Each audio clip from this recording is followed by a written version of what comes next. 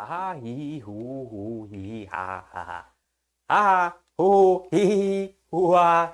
You know, it's all fun and games until your team is eliminated. You know, we're all laughing and having a good time when the Knicks are playing basketball. And they go ahead and get eliminated. My joy for the game also gets eliminated. I had to take a couple of games to recuperate. Just a couple of days. Yeah. I mean, if it were really up to me, I would have taken more days. But, you know, we watching these games, so let's watch them together. Watch them together. I didn't even put my main light on. I didn't even put the main light on.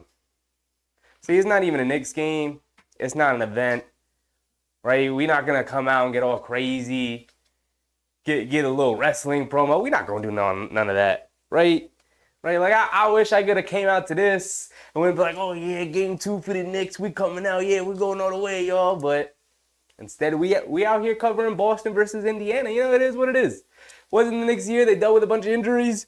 Orange and blue skies, we're gonna put on hold for now. We're gonna put on hold for the summer. We'll be back in October, of course, but you know, everybody needs time to rest and recuperate anyway. JB just had the surgery. Bogdanovich just had the second surgery, right? He had the foot ankle surgery first. He just recently got the wrist surgery. Same with JB, who had the hand surgery.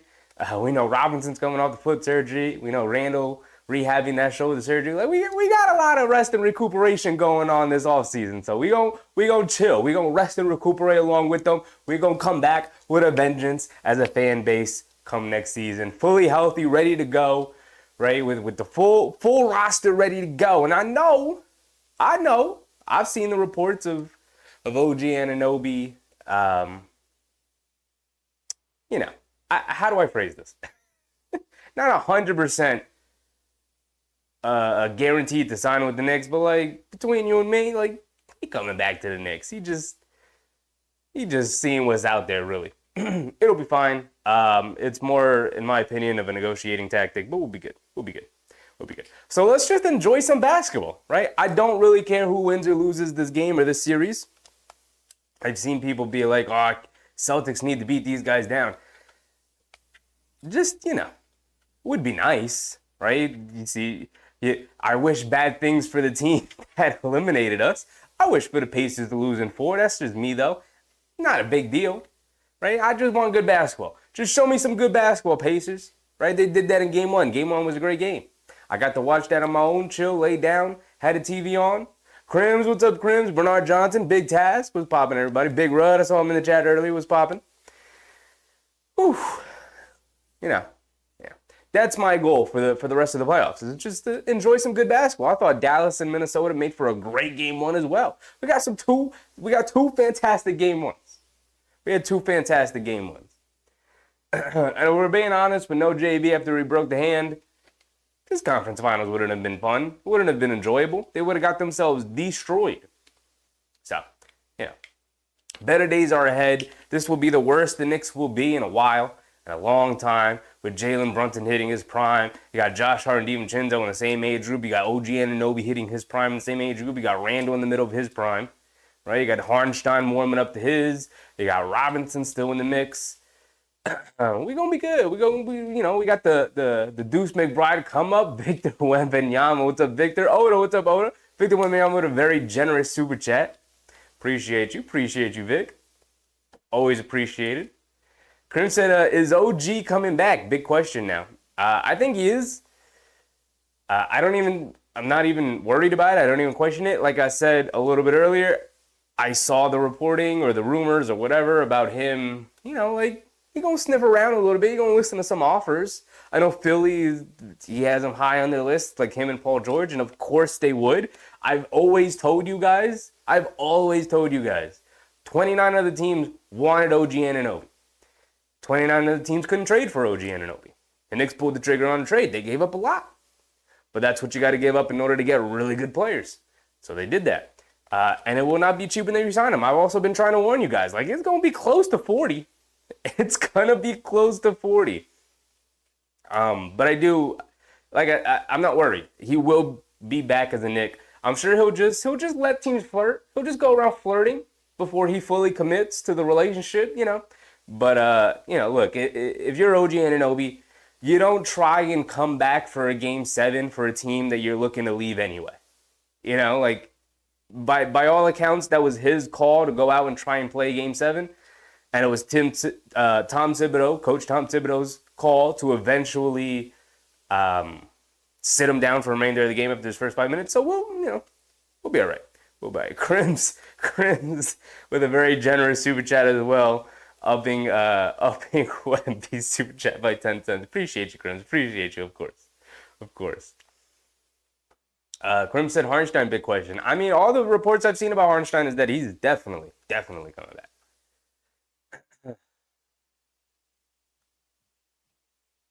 Wembanyama said Zach Collin and 7 second-round picks for Jalen Brunson. Listen, Wemby, if the Spurs really wanted Jalen Brunson, they could have went out and traded for him, back when he was on Dallas. But, Lee Williams, what's up, Lee? Said, is Porzingis going to play this series? The last report we got was that he was likely going to be out the first 2 games in Boston. And that's holding true. Didn't play in the first game, didn't play in the second game, or is not going to play in the second game here tonight. But I think he comes back eventually. I would say around game 4, 5, if 5 even happens. We'll see if the Pacers get a game. I mean, the way game 1 went, I think the Pacers will get a game, but we'll see. But I do think he does, Lee. I do think he does. I mean, he should. He should. If I were him, I'd want to come back and play a little bit before the NBA Finals. I wouldn't want to make my return during the NBA Finals. Krim said that's for the Brunson hand fun. Dale Ramsey, what's up, Daryl? Ty said the only reason I'm watching is because of you. Trust me. Appreciate you, Ty. Krim said that's for the Brunson hand fun. I mean, hopefully he signs that extension. I don't know if you guys saw that report. Instead of waiting until next summer and signing a huge, $270 million new contract with the Knicks, he could sign an extension this year for 180, something like that, 150 plus the $30 million he'll be making. So I think he got enough money in the bank. Shirley Willis, what's up, Shirley? She said it's not the same. Not a Boston fan, not a Pacers fan. I just don't like ex-Knicks players getting a ring before my present Knicks. It hurts. I'm with you, Shirley. I'm with you. But at this, I'm just looking for good basketball, right? I'm a huge basketball fan, right? Not just the Knicks fan. Obviously, I'm a diehard Knicks fan, but I'm a huge basketball fan as Nembhard steals the opening tip. So I'm just looking for good basketball at this point with our Knicks eliminated. Here we go. Halliburton has it up top being guarded by Holiday. Directing some traffic, gets it over to Siakam. Siakam has it up top being guarded by Horford. They put Jaylen Brown and Miles Turner earlier to start. Siakam hands it off to Nembhard, turns the corner, coming to his right, gets caught in the air, leaves it off for Siakam for a two-handed jam. Bad defense from the Celtics, but fantastic offense from the Pacers. And here we go. We're off. Brown handed off to White. White on the left wing, being guarded by Nembhard. Gets it into Drew Holiday in the post against Halliburton. No look, bullet pass inside to Tatum, who catches. Neesmith guarding him, spins, goes up, can't get the layup to go, tip, can't get the tip to go, fighting for the tip again, still loose. Holiday picks it up, no look pass to Brown on the right wing, open for a three, and Jaylen Brown knocks down to three. So the Celtics moving and grooving, the Pacers moving and grooving to start the game. Both teams score in their opening possession. Siakam takes it into the post, low fall-away jumper over Horford, and the Pacers start 2 for 2, and it's 4-3 early. Holiday bringing it down, hands it off to White. White steps back, left wing three, no hesitation. Off the front of the rim, can't get it to go. Here comes Siakam. Siakam bringing it down. Being guarded by Horford, in and out dribble, driving to his right. Stops along the baseline, loses it. Horford picks it up, quick outlet to White. White pushing it.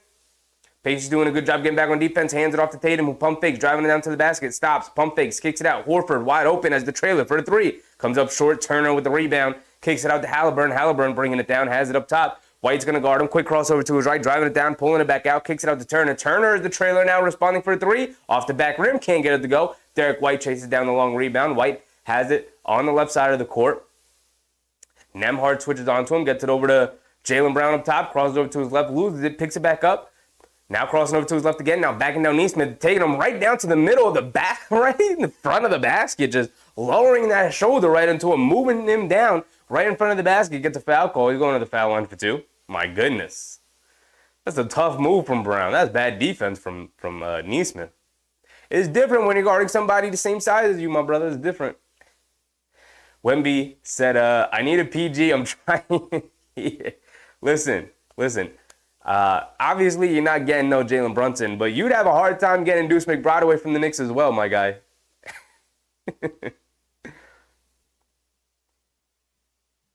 Krim said, would the Knicks trade Brunson for Wembanyama? I think anybody would trade their guy for Wembanyama. You know, I think Wemby's going to be that crazy. He's going to be a top 5, top 4 player in the NBA next season. He ended this season as a top 10 player. It's going to be crazy. Brown knocks down his first free throw, goes 2 for 2 at the foul line. 5-4. And Halliburton bringing it down, has it up top. Derek White guarding him. Holiday got the assignment down the stretch in the clutch. Derek White picks him up here early. Nembhard in the paint, stops, pump fake, fades away, kicks it out. Turner, left wing three, off the side of the rim, not even close. Fight for the rebound. Brown tries to tip it in, but can't save it. Goes out of bounds. It's going to stay with the Pacers.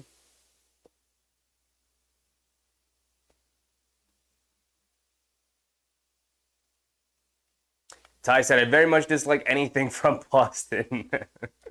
Halliburton has it. If it was possible for both teams to lose this series, that's what I'd be rooting for. But unfortunately, there has to be a winner. Halliburton driving it down, kicks it out to Nembhard. Nembhard on the left wing for three, way off. Horford battling for the rebound, can't grab it. Can only tip it out of bounds to keep it away from Turner, so it'll remain with the Pacers. 14 back on their shot clock, still 5-4. Pacers have yet to knock down a three. Celtics have knocked down one. Halliburton gets it in the Nesmith in the corner, gets it up top to Turner.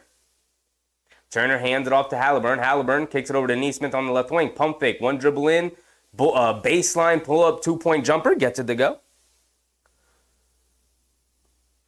Holiday bringing it down left side of the court, being guarded by Halliburton. Up top to White, over to Tatum. Tatum has it up top, gets it over to Brown. Brown curling off a Horford screen. Miles Turner forced to switch on to him. Brown's going to pull it all the way back out, going one-on-one here. Step back, puts up a left wing three after giving some space. Can't get it to go. Derek White with the offensive rebound. Gets it over to Horford, being guarded by Siakam. Leans in, puts it up off glass, gets it to go. Horford muscling his way down into the paint. 7-6, under 9 minutes to go.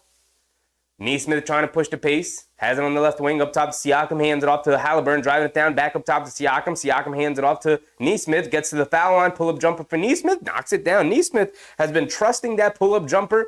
Found it late in that Knicks series, but it's been very consistent ending that Knicks series, and now here starting the Celtics series as White pushes it down the court, finds Brown cutting along the baseline for an easy two-handed jam. It's 9-8, under 8:30 to go here. Nembhard has it up top, behind the back, coming to his right, gets fouled by Brown.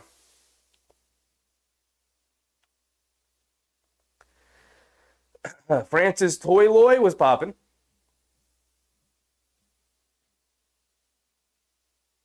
Lee Williams said, I like Boston for it all. Then hate to say that being a diehard Lakers fan.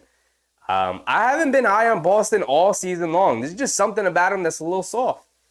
But I would absolutely pick Denver over Boston, but obviously with Denver being eliminated, I think them versus Minnesota is a lot closer. And I think it's up in the air right now. I could see Dallas beating Minnesota. I could obviously see Minnesota beating Dallas. And I think the Celtics are definitely going to the to the finals against this Pacers team, although the Pacers are going to make it difficult on them. I've been impressed with them as much as I hate to say it. Indiana walked to the line and knocked down both of their free throws. Holiday gets into the high post. Nembhard guarding Tatum. He just faces up, fires over him, knocks it down. I mean, that's just a huge size advantage right there. 11-10 here to start. Halliburton on the left wing, steps back, puts up a left wing three over Holiday, rattles it in. Derek White bringing it down. 13-11. Under 8 minutes to go. Derek White on the right wing, crosses over to his right, gets it over to Holiday in the paint. Little push shot, gets it to go. And the Celtics making Halliburton guard. Halliburton dancing with it, ball poke loose. He picks it back up, gets it over to Turner. Ball knocked loose, but it'll stay with the Pacers as it was knocked out of bounds. Tay, what's up, Tay? Tay Cowboys. Do you have to do the play-by-play of this series? I love it, Knicks. Yeah, I know. Listen, that's why I took game one off. I just wanted to chill, just wanted to watch a little bit of basketball on my own, but we're back. We're back doing these games. You know, we won't do every game the way we do Knicks games, but we'll come through. We'll do one of these. You know, maybe we'll do one of the Dallas Minnesota game as Nembhard knocks down a left wing three off the inbound. Jaylen Brown bringing it down. Up top to Tatum. Tatum being guarded by Nesmith. Gets it over to Horford in the corner, going along the baseline, gets a wide open lane, goes in for a two-handed jam. And I'm not going to lie, not a whole lot of defense being played from both sides. To get it into Siakam on left wing.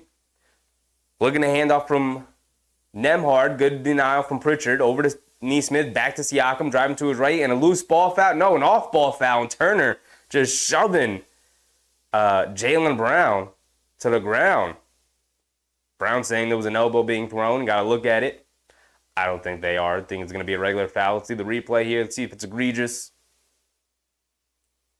Nah, it's just some basketball, man. Nothing there, Jaylen Brown. Nothing there. I said Victor will never come to New York City. I mean, it'd be very surprising if he was anywhere but the Spurs, you know?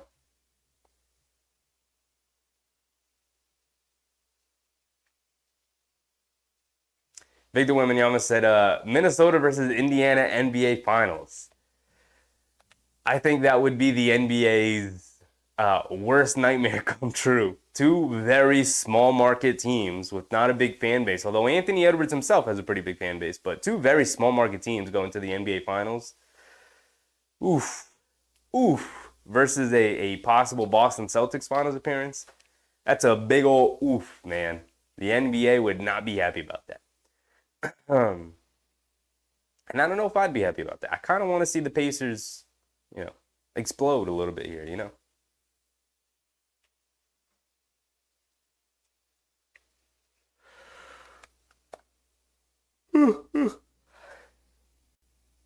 Victor said, if I was a Knicks fan, I'd be rooting for Indiana. Hell no to Boston. Here's what I was thinking about, right? So of the 4 teams remaining, as a Knicks fan, this is how it goes, right? You can't root for Indiana. They just eliminated you. You can't do it. We already don't like Indiana with the history behind all of it. And then after what happened during that series and the fact that the Knicks team exploded and they probably would have won that series in like 5 games, the team was actually pretty healthy. At least even like somewhat healthy. Like maybe Anunoby doesn't go down. They probably win game 3 where the Pacers won it at the buzzer the way they did. So you can't root for the Pacers, right? And then you got Boston. You can't root for Boston. If you're a Knicks fan, you can't root for Boston. That's just the rules. I don't make them up. You just follow them. That's the rules. So we can't root for Indiana because of the series that just happened and the history that's involved. You can't root for Boston because a New York fan rooting for a Boston team is just crazy. You can't do that. And then you go to the West Coast, and it's like, you would think that Knicks fans don't really care. New York fans wouldn't really care about what goes on the West Coast or whatever. But you got Dallas in the mix, right? And here's the thing with Dallas. You got the Brunson connection, of course, right? But you also have the Porzingis trade connection. And as Knicks fans, because we had those Dallas picks and the way they tanked last season so that they can draft Lively at 10 instead of being a competitive adult basketball team, I can't root for Dallas in good faith. I want Dallas to burn. I want them to be horrific. I want them to have to end up trading Luka because the organization is so terribly run that he demands a trade. That's what I'm rooting for.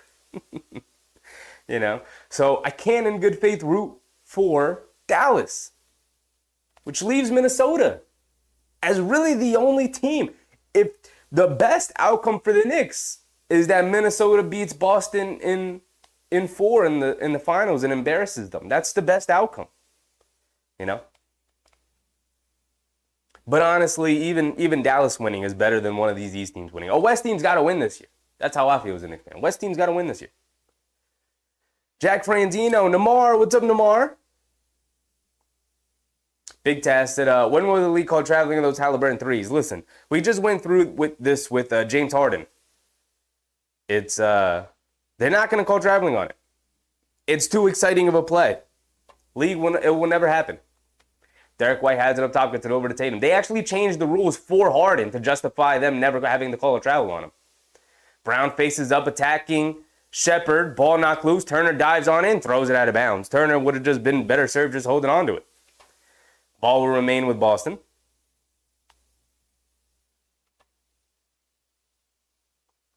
Dutch B, what's up, Dutch B? Tay said, us Cowboys may find luck if we root for the Mavs. Derek White, mid-range pull-up jumper, can't get it to go. Toppin, who just checked in, grabs the rebound. 16-15 here. Celtics down 1. McConnell's in the game along with Toppin, along with Shepherd. Halliburton has it up top, being guarded by White.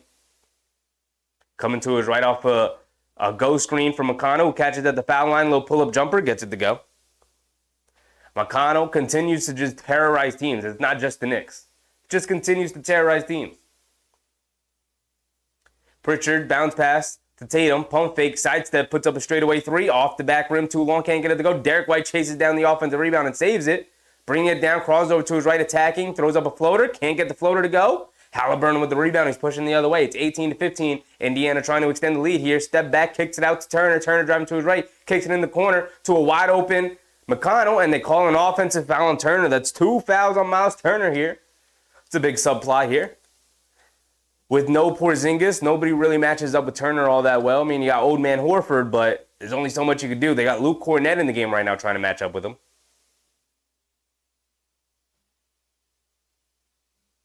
Jack said, my perspective is this. If Indiana wins it all, very unlikely, I know.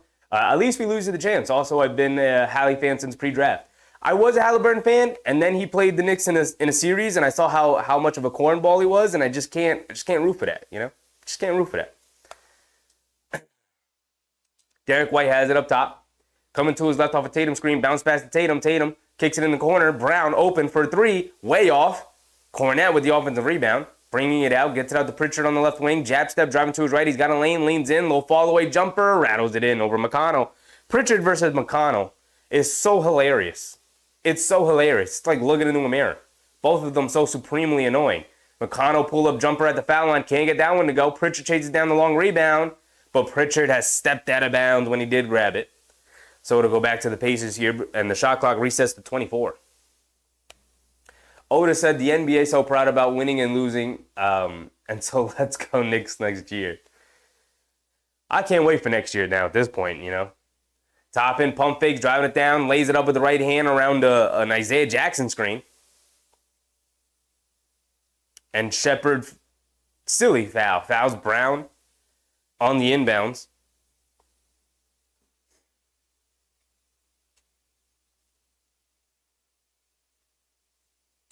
Raymond Garcia, what's up, Raymond? Pritchard bringing it down. Under 5 minutes to go here. Pritchard coming to his left off a Tatum screen. Bounce pass to Tatum. Tatum straightaway 3 over Toppin. Toppin doesn't fully close out. Tatum can't make him pay. Loose ball. Brown rips it away from Halliburton, driving it down. Can't get the layup to go. Shepherd with the rebound, and then he eventually gets fouled by Brown. That's 2 on Jaylen Brown. Got 2 on Turner, 2 on Brown.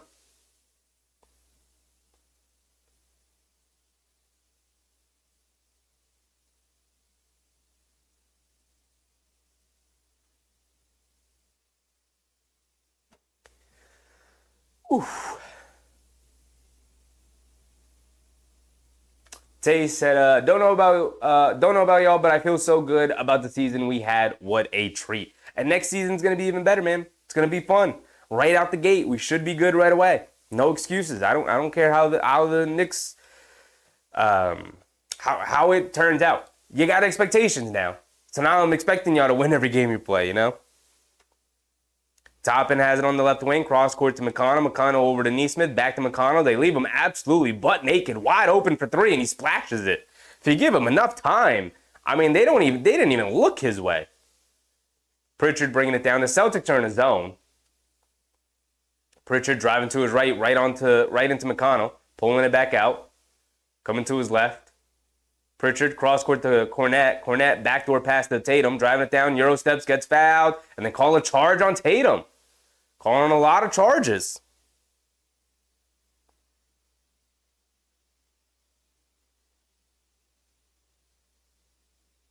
Not going to lie, I kind of like that call.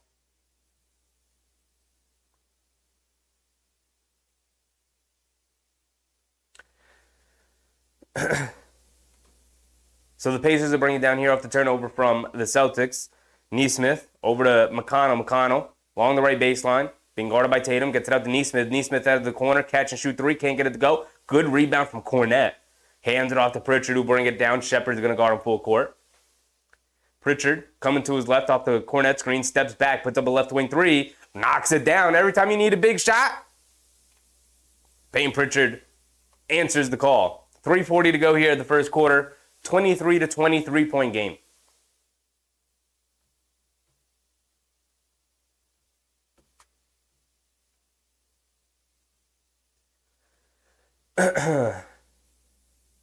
Namar said Nick should get Anthony Edwards. I think everybody's feeling like, man, you know we could use? Anthony Edwards. That guy's really good at basketball.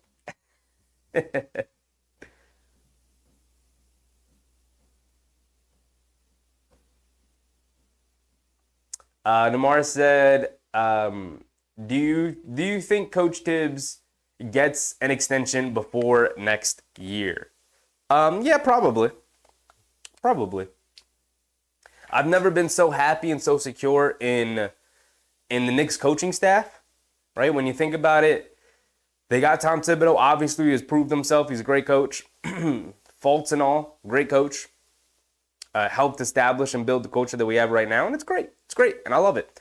But the way I always think about it as well is like, okay, they got the succession plan in place as well, because Johnny Bryant's still here as the lead associate head coach, right? They don't even call him an assistant.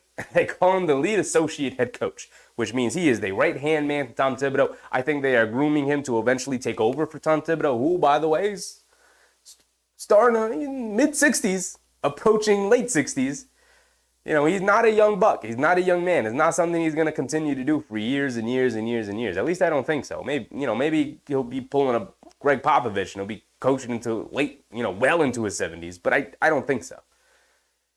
And having Johnny Bryant on the bench, ready to take the head coaching job from him and at a moment's notice, I think is just a great place to be for the Knicks organization right now. Because not only do they have just a great team that they've built, and the possibility of making the team better with all the draft picks that they have and all the assets that they still have, even despite making major trades this season.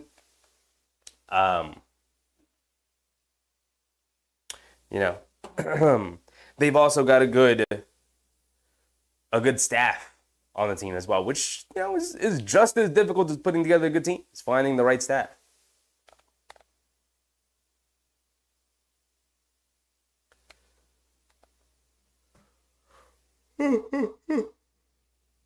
Ty said, we'll never come to New York City, be real.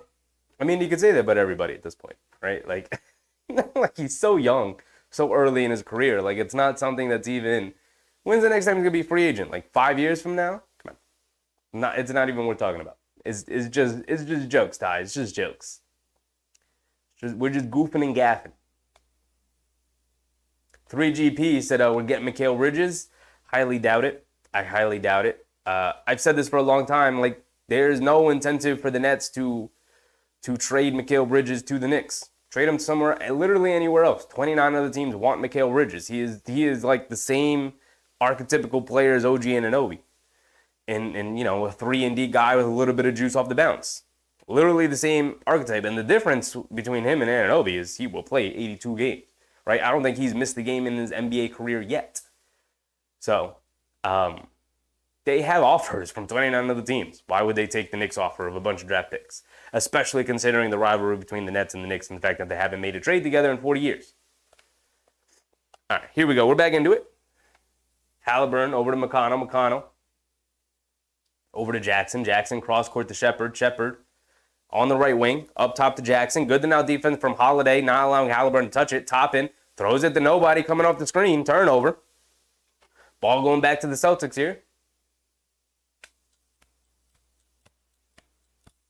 Frank, what's up, Frank? Happy to see you. Hauser's going to bring it down. Hands it off to Pritchard. Pritchard's going to bring it down. Pritchard over to Tatum. Tatum has it up top. Coming to his right off the Cornet screen. Toppin sticking with him. No look pass into Cornet. It was a bad pass. Cornet had to try and reach over and grab it. Goes out of bounds. Just off the fingertips of Cornet. Big task that Tibbs took this team to 50 wins with damn near everybody injured. You give them that extension. Absolutely. I don't even care what the number is and how many years it is. I've seen some people talk about like, oh, I don't know, you can't give them this and you can't give them that. It truly does not matter to me as Halliburton knocks down a little mid-range jumper off the handoff from McConnell. It does not matter to me in the sense that, like, he's going to remain with the organization for a long time. Even when he's done coaching, he will have some sort of role in the front office. Tatum back to Pritchard. Pritchard throws it over the top to Holiday, who gets fouled by McConnell. 2:40 to go, 25-20. Pacers with a 5-point lead. They, for the most part, stifled this Celtics explosive offense. The Celtics have not shot it well. They got some decent looks from three, and they haven't really shot it well. And if they have an explosive quarter, we'll see where this game goes, because we've definitely seen them have it, as Cornet throws it out of bounds, holding his hand, hurting it. McConnell bringing it down, in and out dribble, coming to his right, going under the basket, pulling it back out, up top to Halliburton. Halliburton being guarded by Holiday, coming to his left off the Siakam screen.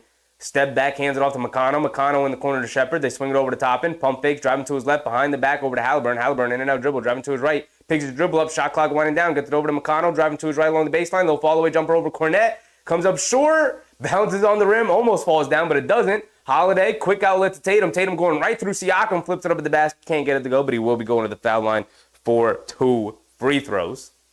Unless they call it on the floor, Tatum's upset. 2 minutes to go here in the first.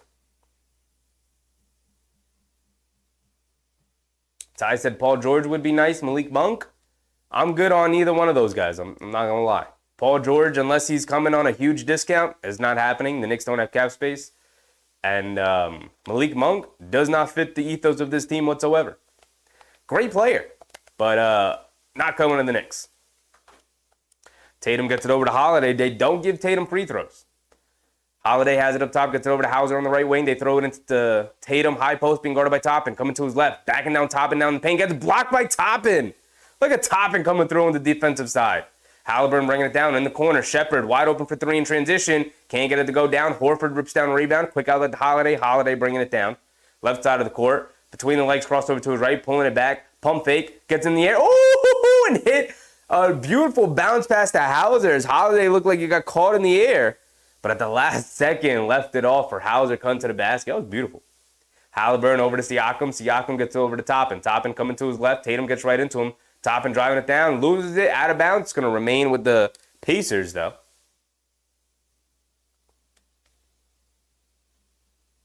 Tay said, I want to give Klay a go. I think he just needs to change the scenery.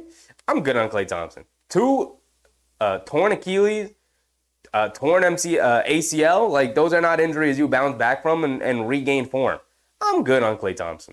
I'm good. We literally have better Klay Thompson at home. We got Dante DiVincenzo, who is better than Klay Thompson. I don't know how many Warriors games you've seen this year.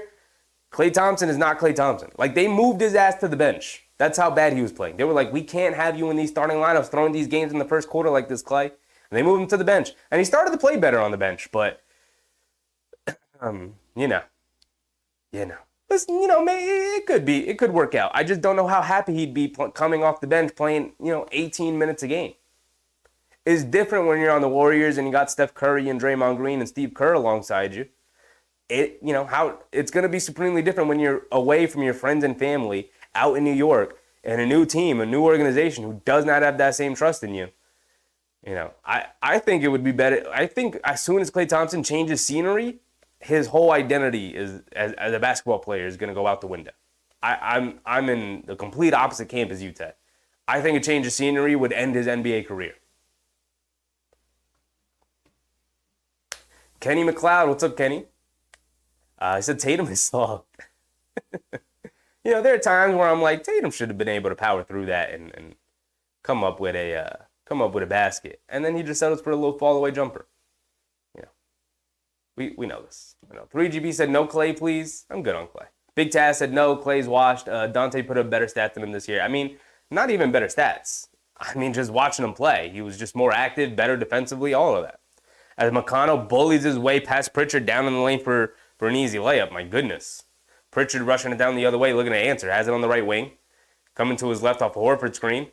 Driving it down against Shepherd. Little fall-away jumper off glass. Way off. Pritchard fighting for the rebound. Can't get it. McConnell picks it up. Here comes Halliburton pushing it down. Right side of the court. Holiday's going to pick him up. Halliburton driving to his left, stepping back. Now puts up a deep fall-away long three. Can't get it to go. Tatum comes flying in for a rebound. And Horford's going to bring it down. Horford hands it off to Tatum. Tatum has it up top, being guarded by Toppin. See, this is the matchup where, Tatum should eat. They get it over to Holiday. Holiday up top, wide open straightaway three. Finally knocks down another three for Boston. They knocked down one earlier in the game. Went over the rest of the way. And Holiday finally knocks one down here. 20 seconds to go. Halliburton up top, driving to his right. Getting down the lane. Throws it to nobody, but Shepherd able to save it. Nope, it's a turnover. Tatum pulls it down. He's going to walk it down as the game clock here in the first quarter is winding down. 10 seconds to go. Tatum has it up top. Over to Holiday. McConnell jumped the passing lane, but he was out of bounds when he touched the ball. It will go back to the Celtics. 2-point game, 27-25, 5 seconds to go.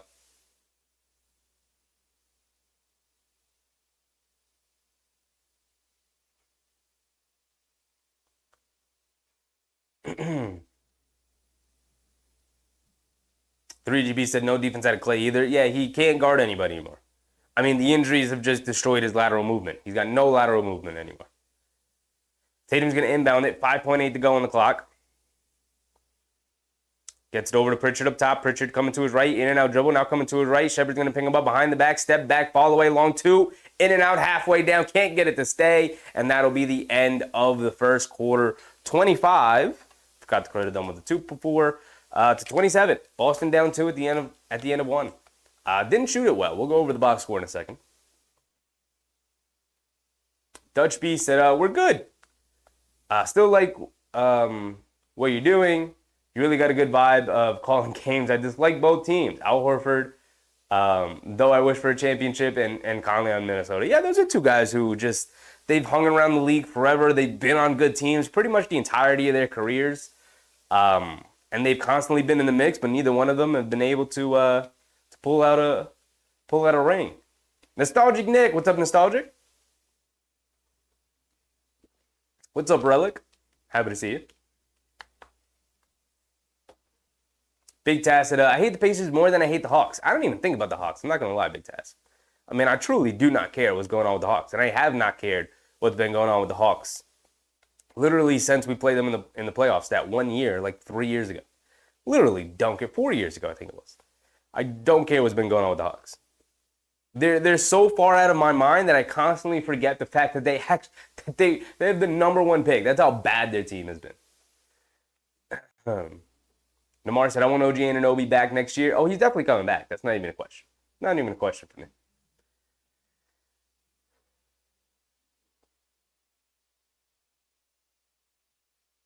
Dutch B said, we can't let Boston get one with Porzingis. It is what it is. I truly don't care about the Porzingis thing anymore. Once you leave the team that we traded you to, it means we won the trade. So I'm good. Porzingis, he's out of my mind. He's left. He's been great. He's fantastic. He's a good basketball player to watch. So I really don't care, you know. Raymond said, I feel like we should let OG go, even though he ain't bad to have. All right, Raymond. I don't know what you're talking about, big dog. Yeah, let's trade our two best assets in quickly in RJ and then just not re-sign Anunoby and then replace him with nobody because the Knicks won't have cap space. The reason you can re-sign Anunoby is because you traded for him. And so you have bird rights and you can go over the cap to sign him.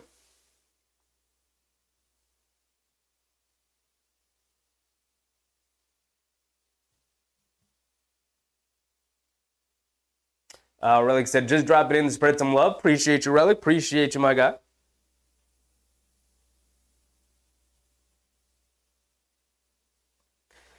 $3GP said, Boston is overrated. How are the Pacers giving these guys a hard time?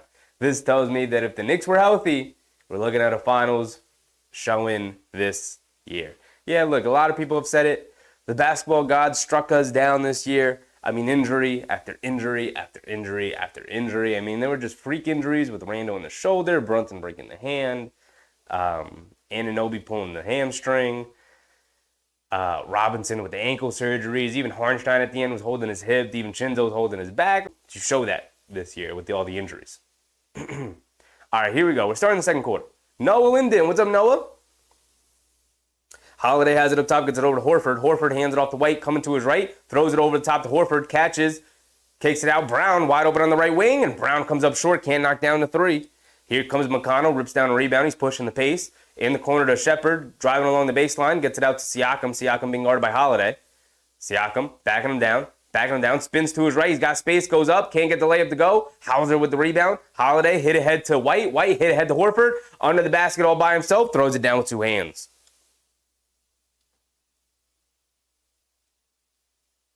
McConnell throws over the top to Jackson, being guarded by White. Backing him down. Flips it up with the right hand, off the back rim, can't get it to go. Jackson, offensive rebound, can't get it to go. Loose ball, still. Holiday, bringing it down on the right wing after Hauser picked it up. Holiday on the right wing, between the legs, coming down the lane. Pulling it back out. Gets it over to Horford up top. They swing it over to White. White on the right wing. Coming to his left off the Horford screen, stepping back. Throws it over the top to Horford. Horford down the lane. Wide open again. Can't get the shot to go. Can't get the follow to go. Horford rips it down. Double team down. Loses it. Picks it back up. Hauser in the corner for three. In and out halfway down. Can't get it to go. Brown offensive rebound. And he finally lays it up and in. And Boston getting a lot more physical here to start the second quarter with Indiana. Again on the glass. And Carlisle and the Pacers got to call a timeout. They want to talk some things over. You would have thought they would have learned that you can't take your foot off the gas pedal in the physicality department here in the playoffs, or else the team will take advantage of it. Right? You would have thought they would have learned that playing the Knicks, but here they are in the second quarter, letting go of the rope a little bit. Let's see how they respond after this timeout. Noah said, the Nuggets are so screwed. Jamal Murray, Michael Porter Jr. are washed. I don't know. Jamal Murray was dealing with the hamstring injury. Michael Porter Jr. had some family stuff, personal life stuff going on that could have affected his mentality going into those games. So, they'll be back. They'll be 100% back, Noah. It's very difficult to repeat. They'll be back. I mean, they got the best player in the world. Jamal Murray's really good. We know how special he can be in the playoffs. Michael Porter Jr. is really good. He had a terrible series against Minnesota. He had some wide open looks. And like I said, he's dealing with a lot of stuff in his personal life. I don't know if you guys have known what's going on with his brothers, but some not great things. So he was dealing with that. You have, Aaron Gordon. He'll come back. He'll be expensive, but he'll come back. Same with Aaron Gordon. Did I say Aaron Gordon already? Same with KCP. Those two guys who are integral to the starting lineup, they'll come back. And maybe they'll touch up around the fringes. Maybe Christian Brown takes a leap. Maybe Peyton Watson takes a leap. Who already took a leap this year, was a major part of their rotation in the regular season. I don't know why Coach Malone just decided to abandon him in the postseason.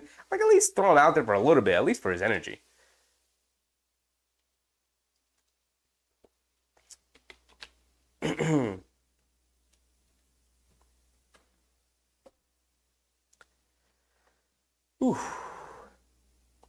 Noah said they need to trade MPJ for two good bench players. I don't think they're going to do that, Noah.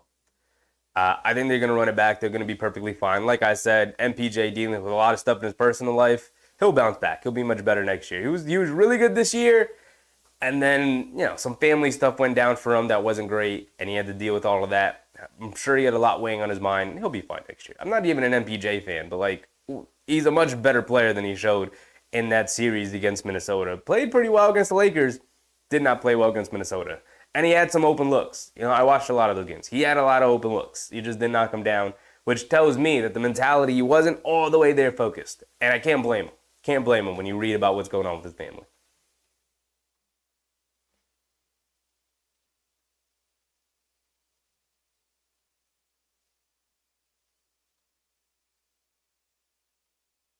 Noah said, or downgrade from their starting player and a good bench player. I mean, they could have good bench players without downgrading from the starting players. They'll be fine. They'll be fine. They have a lot of young players. Maybe one of them takes a leap and becomes a legit good role player. Julian Strawther started off the year really well, faded, eventually was removed from the rotation completely. Maybe next year becomes a full-fledged part of the rotation. Maybe Peyton Watson takes another leap. Maybe Christian Brown takes another leap. They got good young players, and that's what the organization, that's what the front office at least is believing in. So, they'll be fine. They've got depth, but not depth with experience. And I think Coach Malone really relies on experience rather than trusting the young guys, which is why you saw Peyton Watson removed from rotation in the playoffs, despite being good in the regular season. But they'll bounce back. They'll be right there. You don't make whole roster changes. The best part about the Denver Nuggets was their starting lineup. You don't mess with the starting lineup at all. McConnell driving it down on White, can't get the lefty layup to go. Jackson fighting for the rebound, can't get it. O'Shea Brissett has checked into the game. Nice. I love to see that. Brown crawls over to his left, goes down, gets caught in the air. They swing it around. Derek White, straightaway three. He's open, and he splashes it. Celtics starting to move the ball around. Raul, what's up, Raul?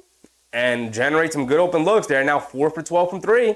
They only knocked down 2 in that first quarter. Neesmith driving it down, leaves it off for Jackson. Off the fingertips of Jackson, out of bounds. It's going back to the Celtics. And the Celtics ratcheting up their defense right now. Miles Turner checking back in. He had the 2 fouls in the first quarter.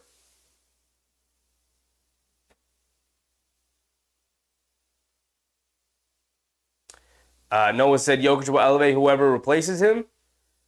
You can't keep relying on Jokic. You can't. He played 47 minutes in that Minnesota game and he was exhausted. You don't change that starting lineup. It's literally the best starting lineup in the NBA and it wasn't even close. Brown has it up top. McConnell switches on to him. Brown's going to look to take advantage here. He's got the size and strength advantage. Brown working his way down in the paint. Little pull-up jumper. Gets fouled by McConnell. He's going to go to the foul line for 2 free throws.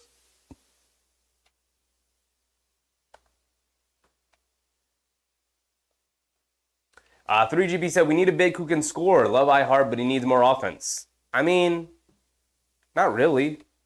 Unless you're Embiid or you're Jokic, nobody's dumping the ball down low to you. You don't need scoring from your centers.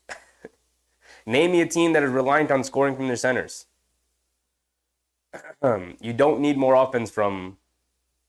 And when you say more offense, what you're really saying is more scoring, because the spacing and the passing and the ball movement and the screening that iHeart provides is incredible for our offense. They don't need more offense from their center spot. They need Julius Randle back is what they need. Brown knocks down the first free throw. He's got one more coming.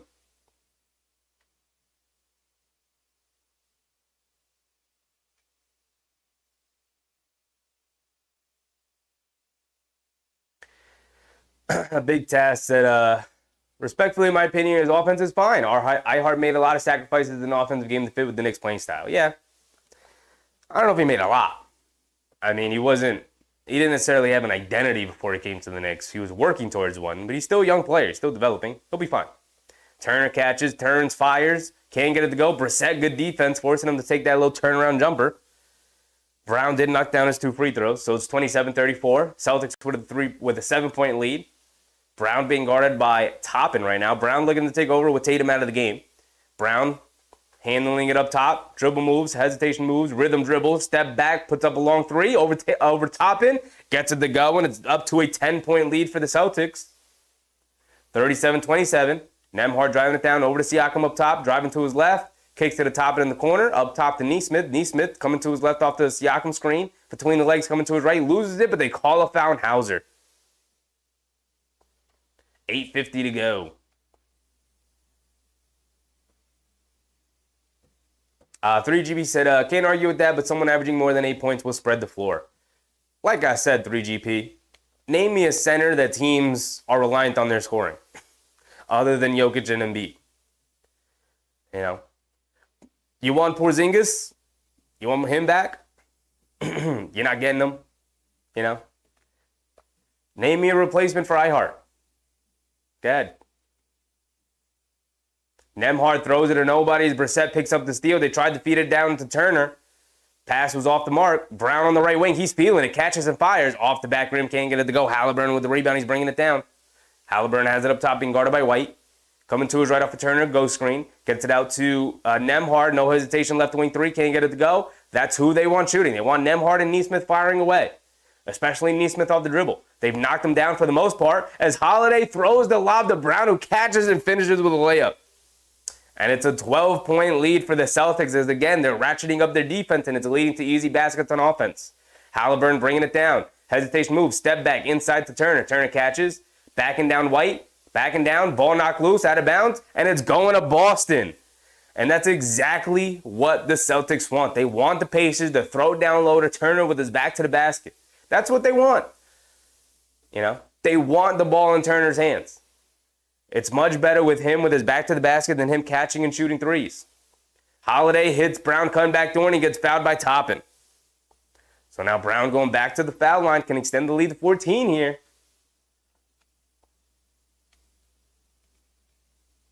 Under 8 minutes to go.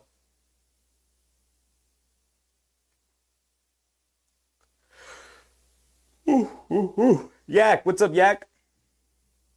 Raul said, not going to lie, after Hallie wore the Reggie Miller jumper, I hope they get swept. I'm with you, Raul. I'm with you. Nothing more corny. Nothing more corny than wearing it after the game and not before the game, you know. Yak said, Hartenstein got destroyed inside the Pacers own the paint. We missed Mitch. Absolutely. Absolutely missed Mitch. The same way if Hartenstein was out and Mitchell Robinson was the starting center and he was healthy, we would have missed Hartenstein. Because one guy can't do it. You got Turner, then they're going to Jackson. They got Nesmith flying in. They got Nembhard flying in. You already had Hart dealing with an injury. You got Anunoby out. Like, they just weren't big enough. And you're relying on one big guy and pressures the two off the bench. And you were just too small. A fully healthy team is not getting beat on the glass the way they did against the Pacers. You know, the Pacers took advantage. Took advantage of a tired, depleted Knicks team. It's exactly what you do to tired and depleted Knicks team, to basketball teams. Is you out-hustle them, and you throw as many bodies as you can at them, and you just wear them out. Brown goes 1 for 2 from the foul line. Halliburton up top over to Nesmith. Nesmith over to Toppin. Toppin hands it off to Halliburton. Walking into a pull-up straightaway three. Off the back rim, can't get it to go. Horford skying for the rebound. Gets it out to Brown. Knocked loose from Nembhard. Nembhard trying to save it, and he does save it off of Holiday. Will remain with the Pacers. Big Taz said, that's what I'm talking about. Celtics beat the hell out of the trash Indiana Pacers team for the Knicks. It's crazy that you got to root for a Boston team to root against his Indiana team. Nesmith catches, coming to his right, crosses over to his left. Little mid-range floater, way off, can't get it to goal. Horford secures it with a rebound. Hit ahead to Holiday. Holiday bringing it down. Holiday being guarded by Halliburton. Holiday looking to go one-on-one, taking advantage. Up top to Tatum. Catches, pump fakes, driving to his left, gets by Nesmith, goes all the way, lays it up and in with the left hand easily. And the Pacers defense getting absolutely stomped right now. 15-point lead for the Boston Celtics, and the Avalanche is starting to come against the Pacers. This is what you want to see if you're a Knicks fan. Just embarrass the Pacers here on a national stage would be great. Would be great. I think the Celtics are going to end up winning this series anyway, so if they could end up embarrassing Indiana, would be great. Just would be great. Would be great for morale for me, you know. Namar said, I also think we should sign Hart and Mitchell Robinson. Yeah, look, I've seen people make an argument that you got to choose between the two and then move on with that guy, and I think the obvious answer, the healthier answer, is Isaiah Hartenstein. Mitchell Robinson has just been injury-prone throughout his career, as unfortunate as it is. You guys know how much of a huge fan of Mitchell Robinson as I am, but, like, I'm not moving on from that guy.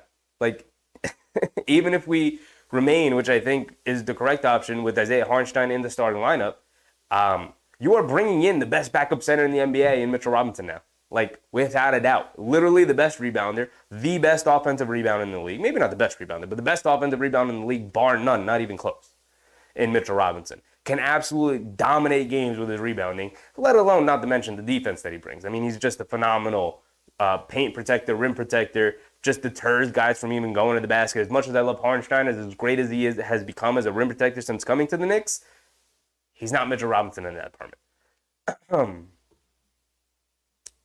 So having the both of those guys and to be able to choose at any moment which big is better for that situation, that's exactly what you need. It's exactly what you need.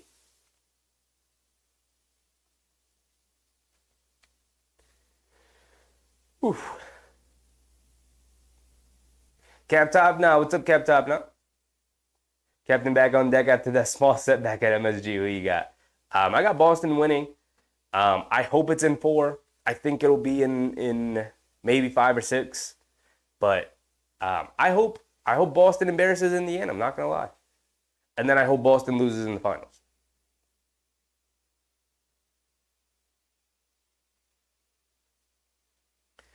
Ty said, I like all basketball, but the Knicks brought the magic back, and now we are left with this. Sure. 3GB said, throw Giannis at center.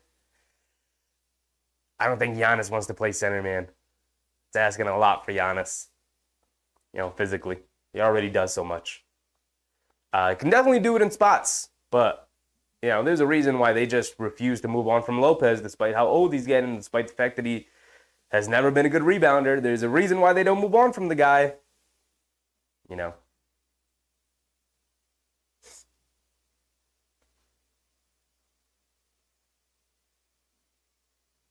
Kenny said Pacers have no defense. No, they don't. They play pretty solid defense against the Knicks.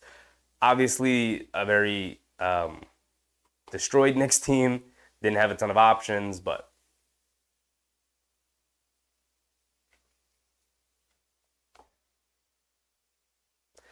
Jonathan Martinez said, let's go Knicks next season.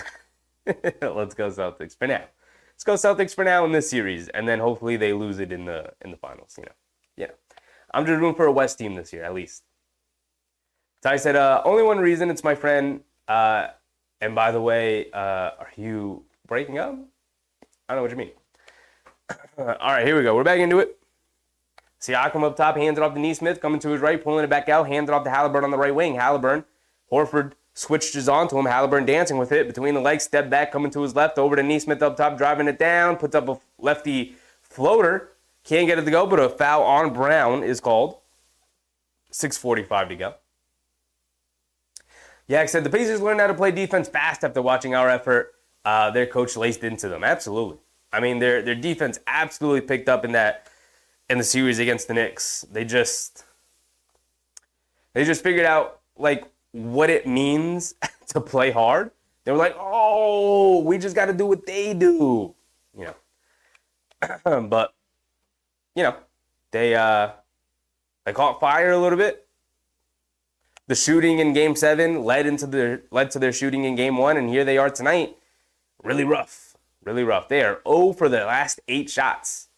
They have not hit a basket here in the second quarter. That was their first point from Nesmith there with free throws. 2 free throws. Holiday bringing it down on the right side of the court, being guarded by Halliburton. They are forcing Halliburton to guard so far.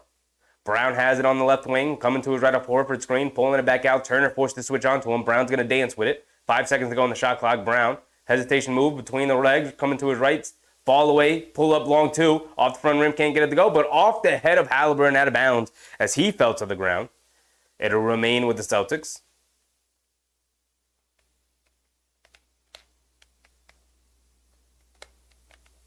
Cap Top and I said, Pacers can't outplay you, just outscore you. Well, that's a form of outplaying you. Astra Cow, what's up, Astra? Tatum gets it into White. White up top to Horford. Horford back to White. White has it up top, being guarded by Nembhard. Coming to his left off the Horford screen.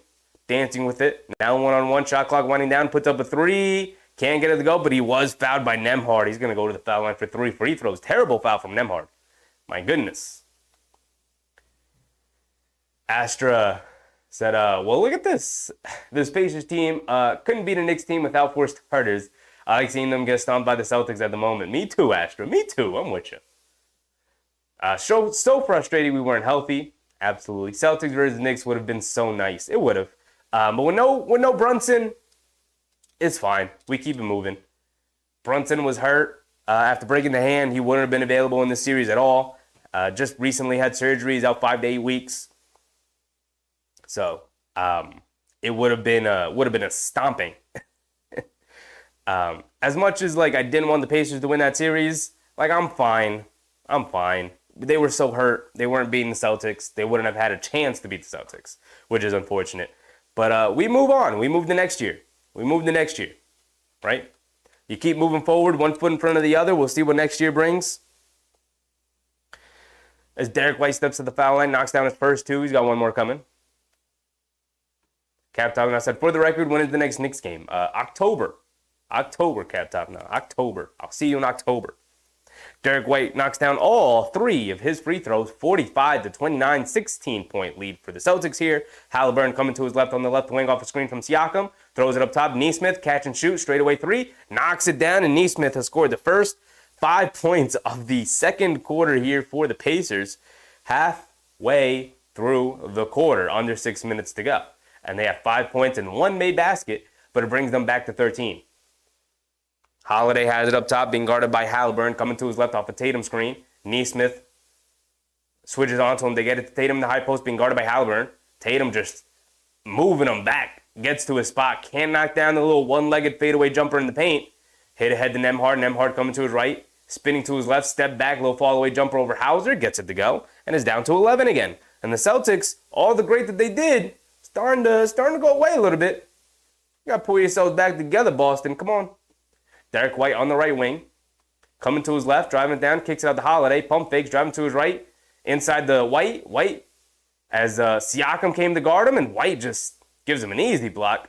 And here comes Halliburton pushing, puts up the straightaway three in transition, knocks it down, and just like that, the Pacers are back into it. 8-point game, 37-45, under 5 minutes to go. Holiday bringing it down. Siakam trying to guard him full court. Holiday goes right past him, driving it down against Turner, and he gets an easy layup out of it. Terrible defense from the Pacers.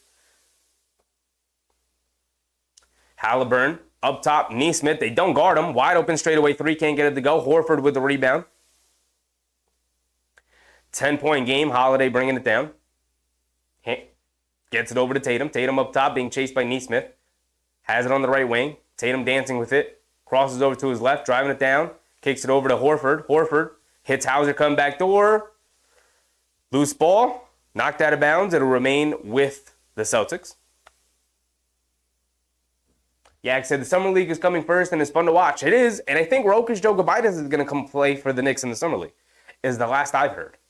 I've been trying to tell you guys about Rokas Jokubaitis. Last I heard is the plan is for him to come over and play Summer League this summer. Brown has it up top, coming to his right. Steps back on Halliburton, mid-range long two. Can't get it to go. Horford offensive rebound in the paint. Gets fouled. 4:11 to go here in the second.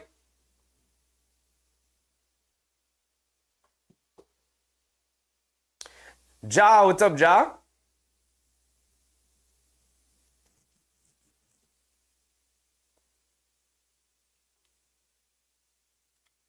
$4:11 to go.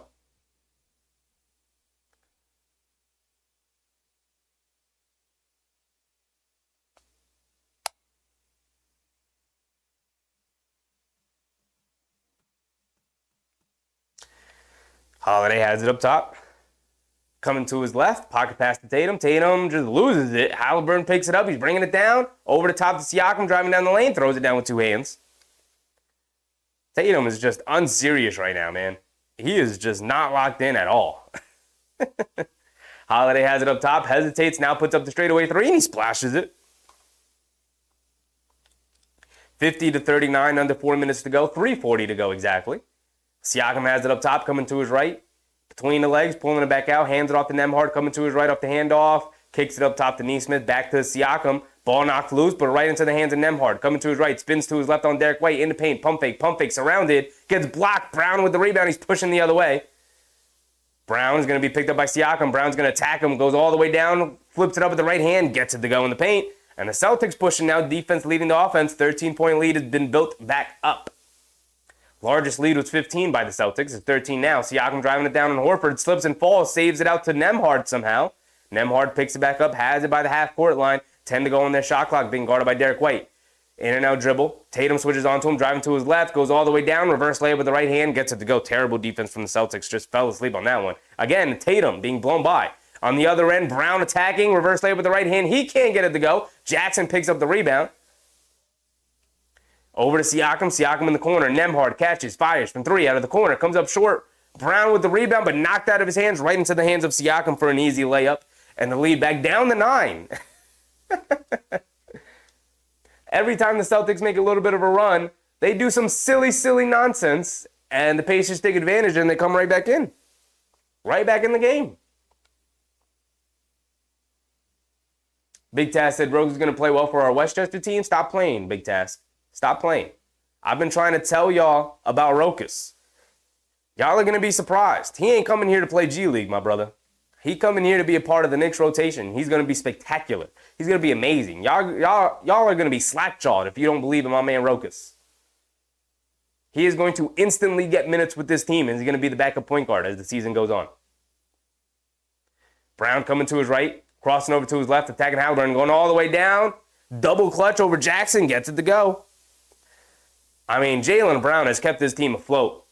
Jason Tatum, where are you, dog? Where are you? What are you doing tonight? Nembhard driving to his right, puts up a little floater, comes up short. Ball goes right back to him. He kicks it out to Nesmith. Pump fakes, driving to his right. Now he's driving it down. Ball knocked loose. Derek White comes up with the steal. Tatum picks it up. Throws over the top to Holiday. Back to Brown, who goes up and he finger rolls it in. Again, Jaylen Brown and Drew Holiday have been spectacular. Spectacular for the Celtics tonight. Jaylen Brown, where are you? What are you doing, Brown? I mean, not Jaylen Brown. Jason Tatum, where are you? What are you doing, Tatum? Tatum has not been very good tonight, but Jaylen Brown and Drew Holiday and Derek White, they have kept him afloat, man. You can have an invisible game like Jason Tatum tonight if you have a spectacular team around you. But, you know, first team All-NBA. First team All-NBA. That's the guy who's first team All-NBA. Who could just be absolutely invisible tonight.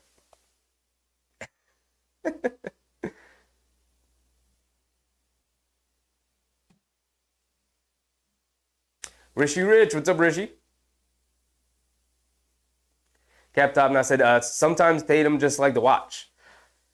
Yeah, I mean, it's actually very annoying and frustrating for somebody who wants the Celtics to beat down the Pacers here. Like, I'm not rooting for the Celtics to win. I'm rooting for the Pacers to get embarrassed. And let's go through the box score a little bit. I mean, it's almost halftime, but let's just look at it real quick. It's a 13-point game for the Celtics. It's 56-43. And we'll just go over Jason Tatum, who's 2 for 8 from the field, 0 for 2 from 3. He's got 4 points, 2 rebounds, 2 assists. Where are you, dog? Like, where are you? Like, what are you doing tonight? You have been terrible. You've been bad. He's had some bad turnovers. He's been absent. He's missing shots. He's not being very aggressive. Like, you want me to be complimentary of his defense? Okay, he's been good defensively tonight. Cool. He's got 4 points, 2 rebounds, 2 assists. First team All-NBA for that guy? Really?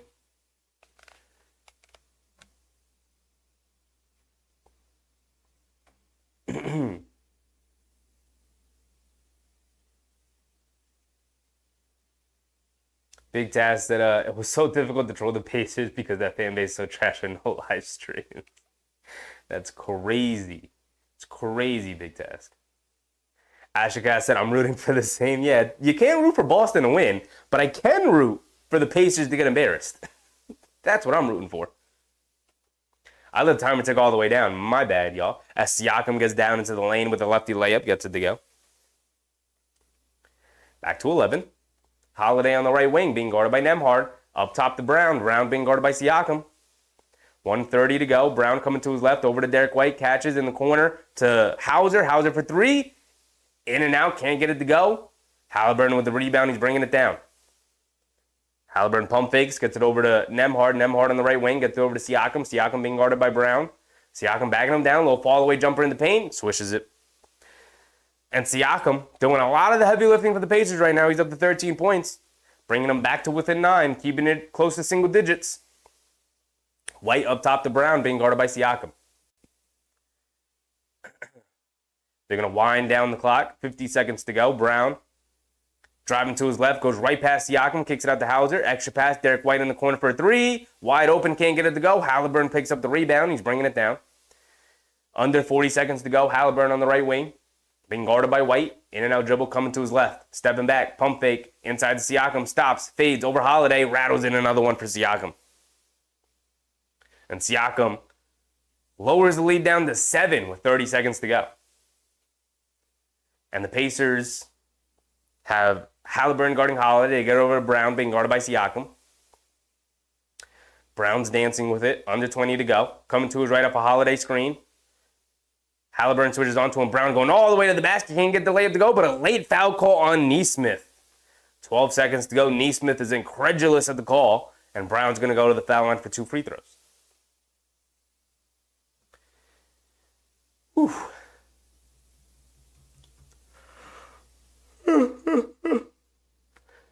Josh said, how do you think the game is so far? I mean, if Jason Tatum even plays like halfway decent, I think the Celtics are up 15 to 20. He's been absolutely invisible tonight. Jaylen Brown's put the team on his back. He's got over 20 in that first half here. So I think it's been a frustrating game to watch because Jason Tatum's supposed to be the best player on the court, and he hasn't even been like the third or fourth best player on the court tonight. It's been very disappointing to watch. As even like a non-Celtic fan, like just watching them, I'm like, you just got voted first team All-NBA, and then you're a no-show here in Game 2 at home. Like, what are you doing? And you're not even being aggressive. He's 2 for 8. As Brown splits a pair of free throws. Siakam bringing it down, crosses over to his left, driving all the way down, and he gets an easy lane to the basket. Terrible defense from the Celtics. They just fell asleep again. They just do that a lot. I know the Pacers' offense is really good, but they just get wide open lanes to the basket. Jeez Louise. Like, I know you're missing Porzingis, but like, that bad? Like, the Knicks were also missing some rim protectors. I don't think they let go of a wide open drive as many times as the Celtics have had here in the first half. I'm very disappointed. Josh said, how do you think the Knicks would have done? As unhealthy as they were, I think they would have got absolutely curb stomped by the Celtics team. I think they would have lost by like 30 in each of these games with no Brunson, no Randle, no Anunoby. It wouldn't have been close. So, just, happy to have moved forward. Let's move forward. That's where I'm at. Let's move forward. 3GB said, saw a YouTube short where Tatum was on the court while eating popcorn and Brown scoring. It's actually very believable. Very believable. Ashercast said, but to be honest, I'm glad we stomped that cheating dirty Embiid this year. True. Regards to his health problems, but he can only injure Robinson, then get away with it. Absolutely, Astra. Absolutely. We could take solace in the fact that those terrible Philadelphia fans aren't going to be able to enjoy their summers at all. We could take solace in that.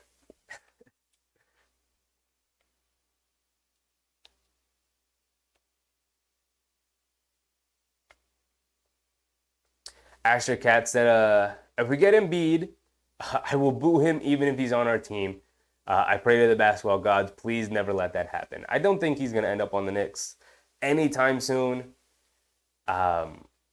His injury history, his contract, it just doesn't seem like a match. The fact that they have Hartenstein and Robinson, I know Embiid is better than both of those guys put together. I get that. It's not happening anytime soon. So I think we're in the clear. I think we're in the clear, Astra. Because I'm right there with you. I would not be able to root for that guy.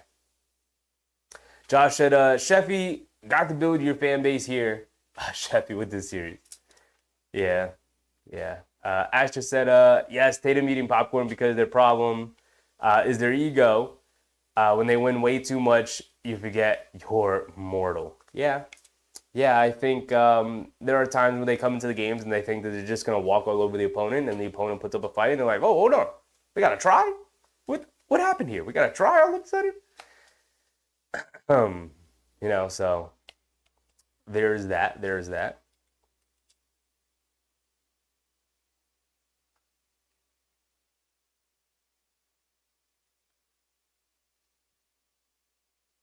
Josh said, got your voice twice. What's going on with the stream? Is my voice messed up, guys? Let me know. Is the audio clear? The audio messed up?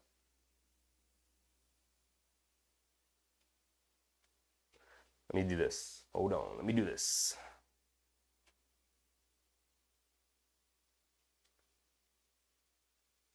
Well, now I'm not hearing anything because I stopped talking.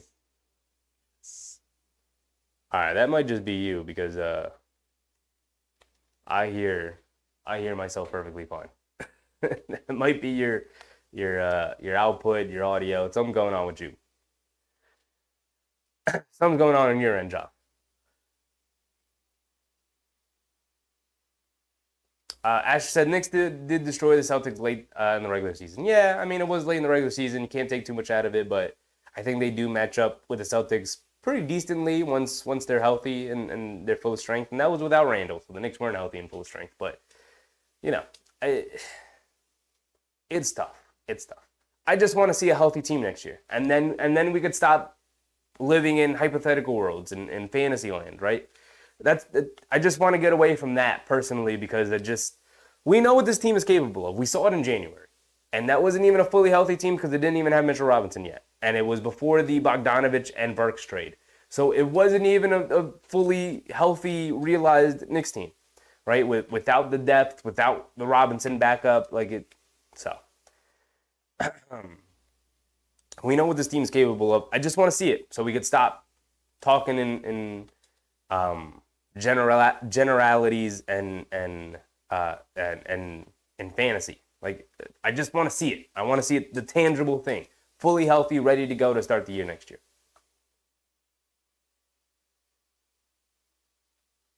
Michael Brown, what's up, Michael? The Celtics are winning this series. I hope so.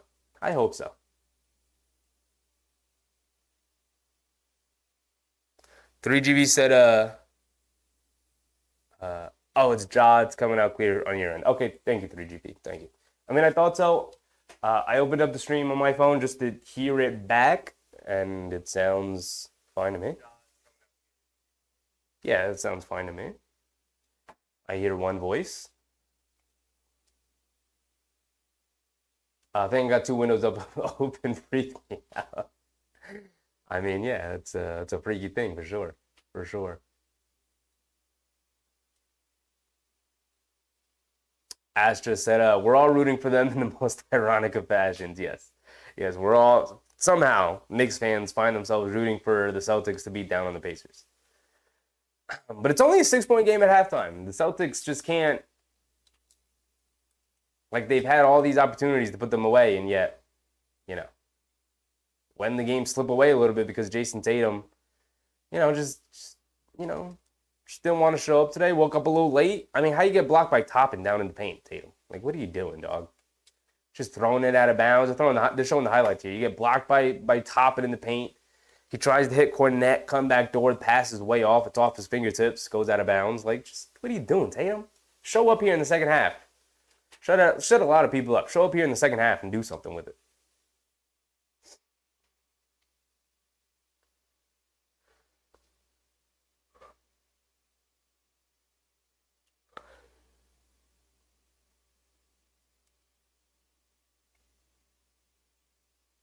Astra said, people can underestimate Bogdanovich, but he hit multiple buzzer beaters and can be very cold-blooded. I mean, look, he was just a healthy body who can get a basket, who can take some pressure off of Brunson. The ball can be in his hands. He can get to that little mid-range fall-away jumper because he's 6'8", can shoot it over guys. He would have been supremely helpful in that Pistons series.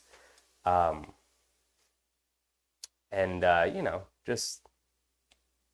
just lost guy, and we'll never know because he was hurt and he didn't play at all. And then same with Robinson. He was hurt. Didn't really get to play. Played the one game. Hartenstein ended up hurting his hip. Brunson, we know, hurt his foot. Almost didn't play in the one game, right? Missed the whole second quarter. There's just, it was a lot going on.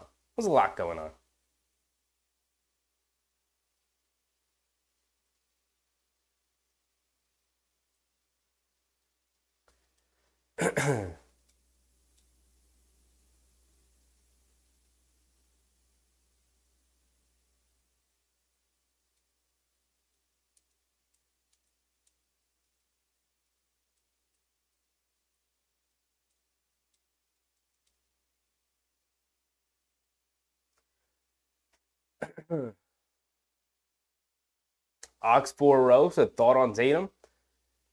Um, I said it a little bit earlier, but you just can't be a no-show. You literally just got named the first team All-NBA, and he was a no-show in that first half.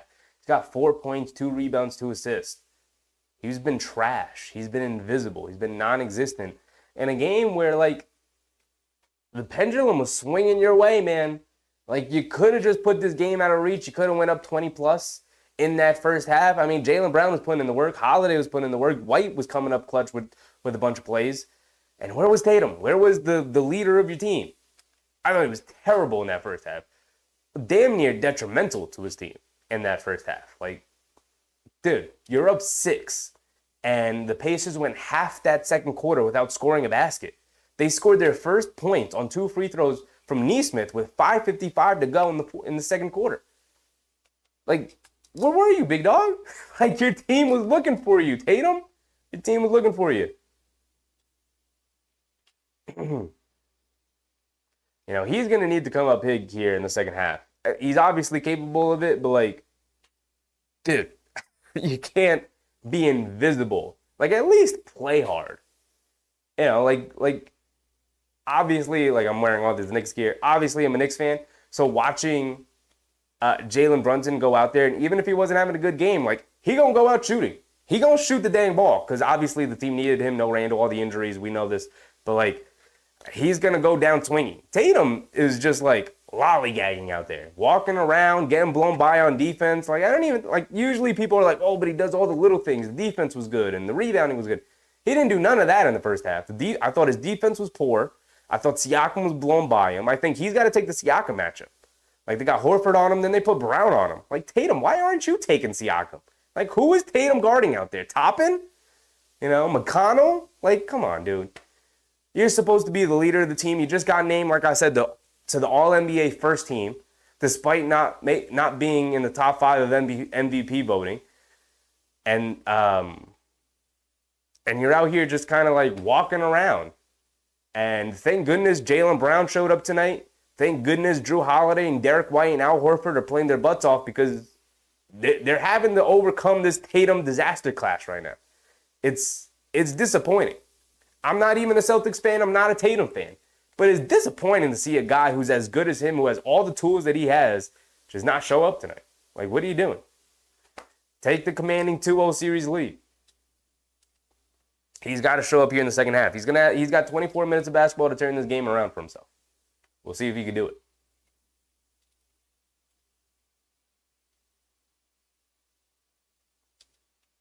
Nostalgic Knicks and Mavs versus Celtics finals. That'd be interesting. Be very interesting. I wouldn't hate it. I prefer the Timberwolves. Nah, maybe I prefer the Mavs. I think I prefer the Mavs. I like Luka. I think I like Luka more than Edwards right now. I think I'll take the Mavs. Cap Topna said, got a bad feeling the Knicks are going to be a bit different next season, personnel-wise. Going to be an adjustment. Not a fan of any big changes. I don't think they're going to make any big changes. It's hard to justify making big changes considering you never really got to see your team fully healthy after all the trades. I think they will bring back the team. And if there is another big trade, it will probably happen during the season the way they did this season, the way they did the previous season to get Josh Hart. They'll make some small moves around the margins. I think they should take the two draft picks in this year's draft. Just take 2 swings at it. Get 2 young guys. Throw them in the G League if you got to. Just start developing young players because they emptied their stash of young players aside from McBride, but no more RJ, no more Quickly, no more Toppin, no more Grimes. Like all of them gone now. So you have no more young players. You got to start reloading on young players. They passed on the draft the last 2 years. You can't do it this year. They have to at least take one of those first-round picks. I would hope for 2. So,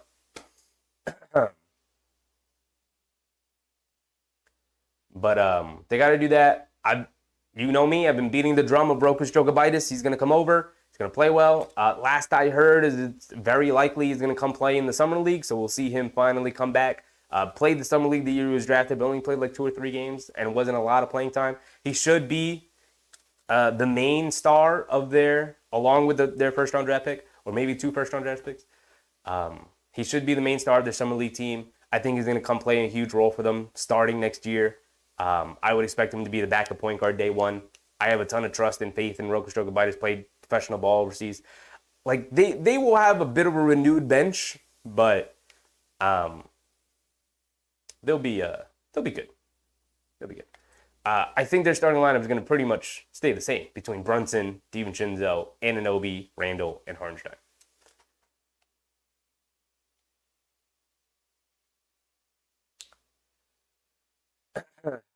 Africa said, I'd love to see Luka in the championship, though. Yeah, I think I'm rooting for Luka right now. Like I said, I like Ant. I think I like Luka a little bit more right now, but they're both like up there. I like both those guys. Josh said, Randle back next year? Yeah, for sure. I know there's been a little bit of scuttlebutt around Randle possibly being traded, but I can't see it. Oxford Rose said, I'm glad I'm not the only one who felt like that. Yeah, I mean, it's just disappointing game. Watching it from beginning to end like this, like it's, well, not end, from the beginning to halftime, like watching every play, it's like not seeing a whole lot from Tatum, man, not calling his name out a lot on the play-by-play. Like he's been invisible. I think is the best way to describe him in that first half. He was pretty invisible. And for a guy who should be the best player in this series, where are you?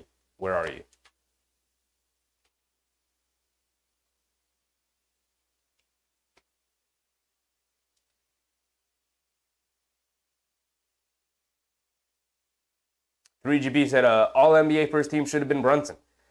Probably should have been, absolutely. But I really don't care about that kind of stuff. It probably should have been Brunson, but not the biggest of deals. But Tatum not making that argument any easier with this game tonight. We should be starting the third quarter any second now. Namar said, I'm hearing teams are monitoring the Julius Randle issues with the Knicks. He just re-signed to CAA. I think he'll be back with the Knicks. He'll be perfectly fine. Teams are monitoring it. Teams monitor everything. He'll be back with the Knicks. I'd be shocked if they ended up trading him this summer during the draft. It's just, to me, it's not going to happen, personally. But I guess never say never. It is the NBA. Josh said Jaylen Brown coming to the Knicks next year. Not even an ounce of a chance, John. Not even an ounce of a chance. 3GB said maybe he'll start playing once he finishes the popcorn. I know the Celtics are hoping for it, man. Holiday's going to bring it down here. Oxploro said Mikal Bridges would be a good fit. He would, but, with his contract and the fact of him being on the Nets, like, it's just not realistic that he's going to come to the Knicks anytime soon. As Brown comes out and gets to the foul line, knocks down a little foul line jumper. It's a good way to start for Jaylen Brown. They're having an excellent first half. As Nembhard goes all the way down, can't get the layup to go, but he is fouled by Tatum. I mean, again, just absolute open lane for Nembhard driving down to the basket. This Celtics defense without Porzingis is honestly pretty pathetic. Like, they are, like, Holiday and White just run into each other. Tatum on the back line, trying to defend Nembhard as the rim protector, ends up fouling him. But it's like, come on, man. What is that defense? That's just horrific. Coming out of halftime? Like, you're not locked in at all. Nembhard knocks down the first free throw. He's got one more coming. And he splits a pair, missing the second one. Holiday's going to bring it down. 59-52, 7-point lead for the Celtics. Holiday on the left wing, backing down Halliburton. Up top to Tatum, catches, driving to his left. Kicks it out to Brown. Brown catches, driving to his left, spins. Driving to his right, spins to his left, gets to the foul line, little pull-up jumper. Hits the front of the rim and gets a nice, friendly roll as the ball rolls down. And Brown comes out 2 for 2 to start in the second half. He's picked up right where he left off. He's cooking. He's up to 28 points. He's 10 for 18 from the field. Siakam hands it off to Nembhard up top, being guarded by Holiday. Coming to his left off the Siakam screen. Picks his dribble up, gets it out to Siakam. Siakam being guarded by Horford. Siakam, in and out dribble, step back, fall away jumper over Horford. Terrible shot. Had to get it up with the shot clock winding down. Tatum with the rebound. Here comes Brown. Brown has it up top. In and out dribble, driving to his left, kicks it out. Holiday, extra pass. Tatum, straightaway three. Tatum misses another wide open shot. Here comes Nembhard. Crosses it over to his right. Goes right into Holiday, kicks it out to Siakam, wide open, right wing. No one even around him, and Siakam splashes it. And the Celtics not even making the extra effort to try and close out on Siakam. He's just standing there wide open by himself.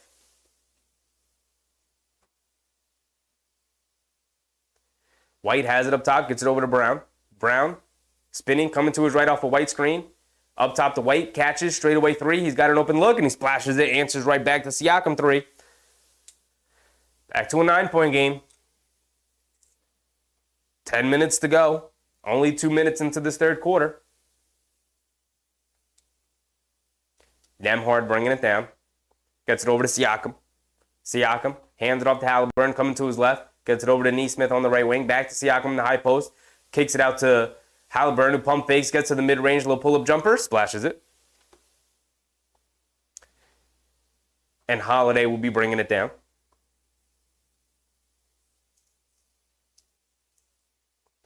Holiday has it up top, gets it over to Brown. Brown on the right wing, being guarded by Siakam. Hits Holiday, come back door, knocked loose from Nembhard, but they call a foul on Nembhard. Nembhard upset, looking at the bench immediately, asking them to challenge it, but I don't know if that's where you want to use your challenge. Looked like a clean strip to me, but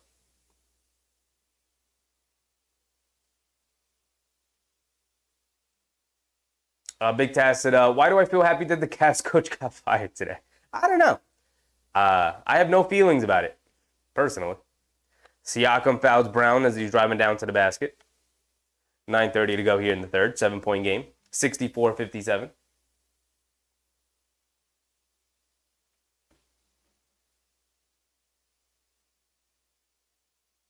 Cap Top now said Tatum might be letting Brown show out at home because JT got all the first team spotlight.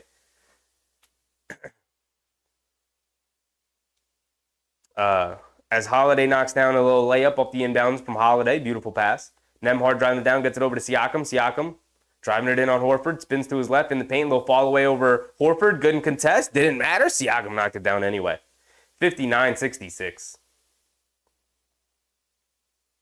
Brown throws it down inside to Holiday, being guarded by Haliburton. Spins, goes along the baseline, and they call it travel on Holiday. Come on, Scott Foster.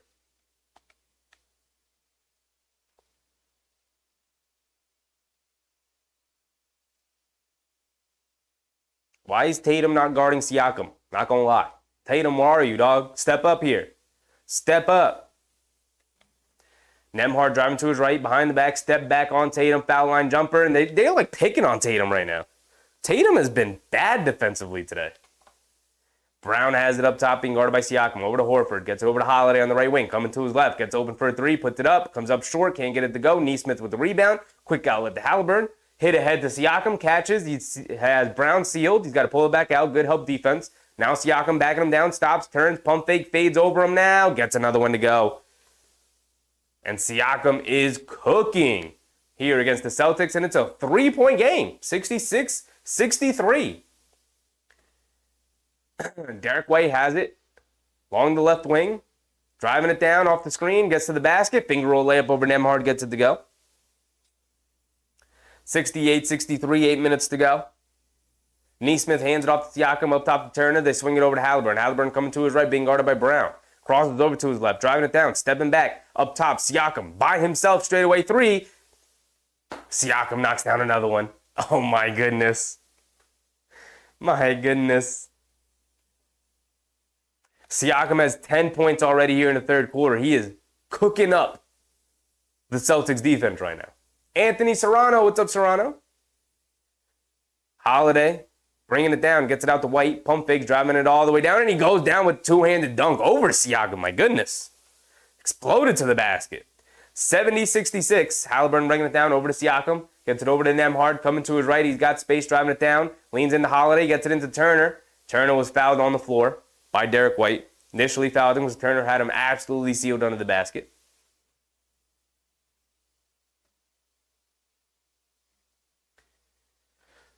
Whew.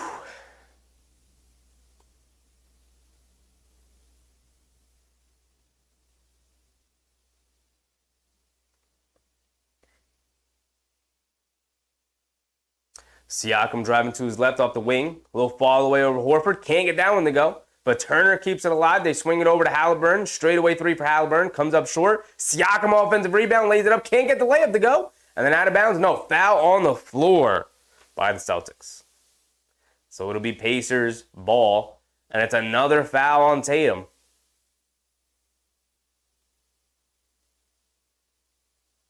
Boy, this Celtics team, man. You just can't trust them. You just can't trust them.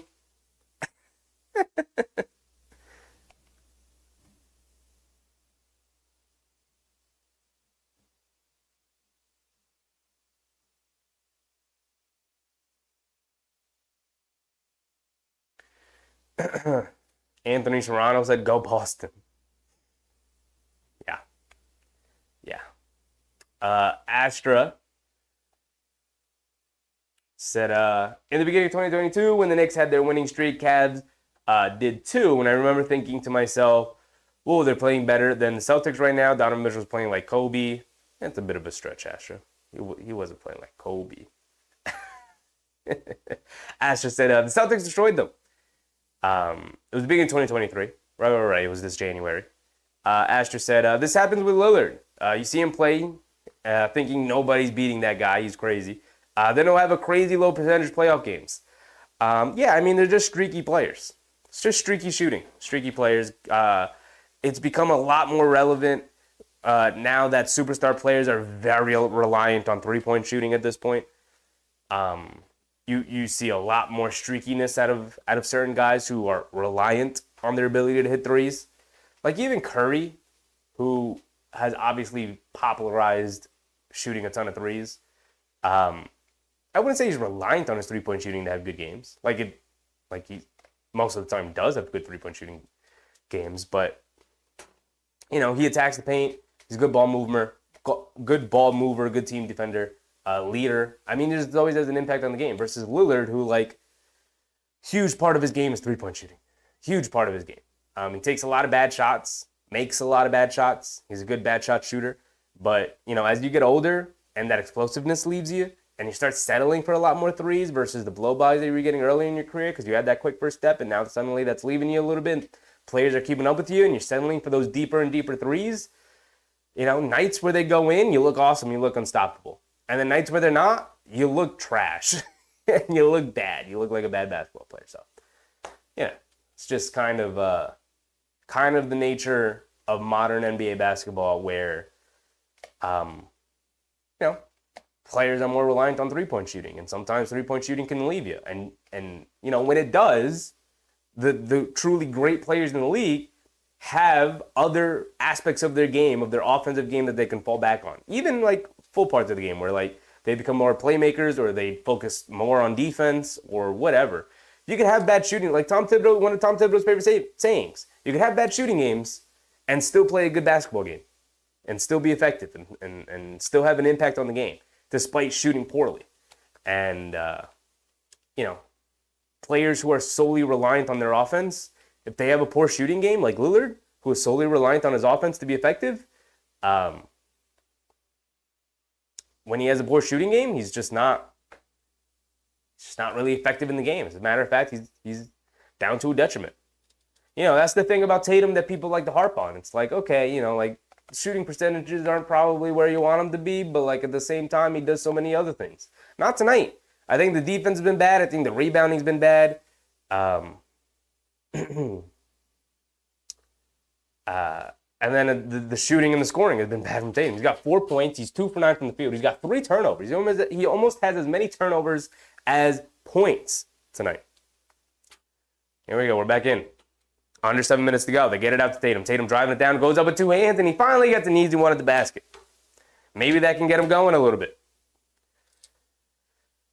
Siakam has it on the left wing up top to Turner. Turner being guarded by Tatum, handed off to Halliburton, coming to his left. Gets it out to Nesmith in the right corner. Gets it into Turner down low. Back to the basket, backing down White. One-legged fadeaway over White. Gets it to go. Took his time. Took the shot he was comfortable with and knocked it down. 4-point game, 72-68. 6:30 to go here in the third. Derek White has it up top.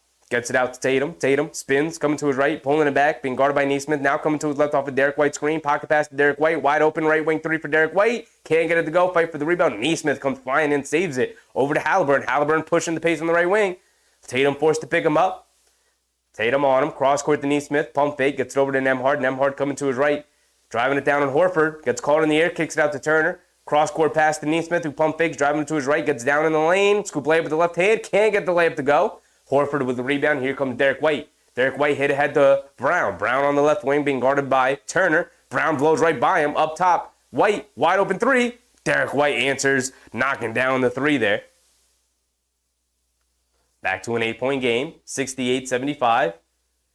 Celtics leading. Nembhard up top. Walks into a mid-range pull-up jumper. Comes up short. Tatum rips down a rebound, and the crowd's starting to get into it. Brown will bring it down. Mishandled a little bit, so he's got to slow it down. Tatum has it up top, being guarded by Nesmith. Driving to his left, putting his head down, going all the way to the basket, gets fouled. 5:20 to go here in the third quarter. Celtics with an 8-point lead.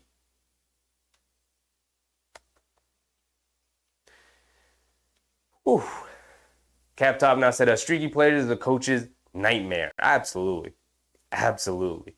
The coaches will always rely on what they know they will get. Always. Always. Asher Cass said, Lillard's big moment was the playoff, was the Blazers' playoff buzzer-beating winner that he hit over Paul George. Yeah, it was the first round. It was a crazy shot. But, Tatum driving it down to Halliburton, stops, little mid-range pull-up jumper, swishes it. Maybe Tatum can get something going here. Here he goes, made his last two. Started off with the dunk, knocks down this little mid-range jumper. McConnell on the left wing, being guarded by O'Shea Brissett, who's coming to the game. Halliburton crosses over to his right, driving it down, gets to the mid-range, gets caught in the air, ball knocked loose out of bounds. Staying with the Pacers.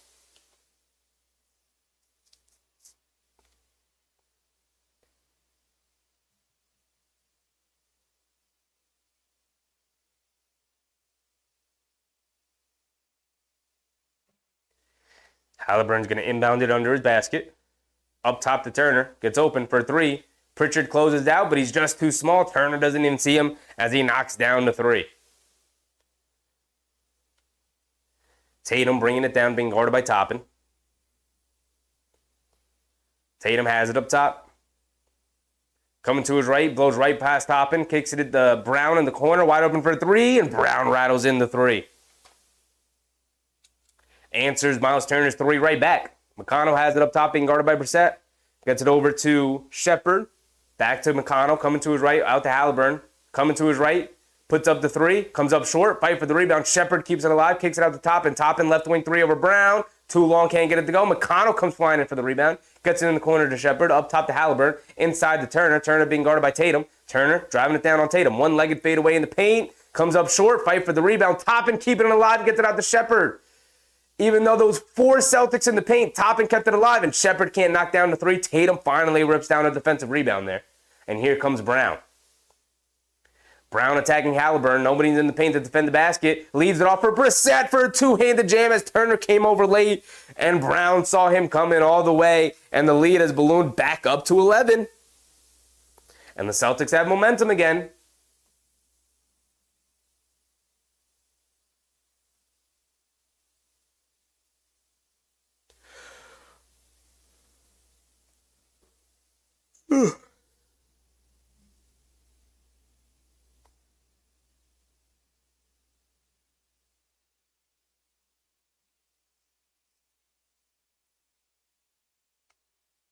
Asher Cat said, if Tatum gets going, this one's over.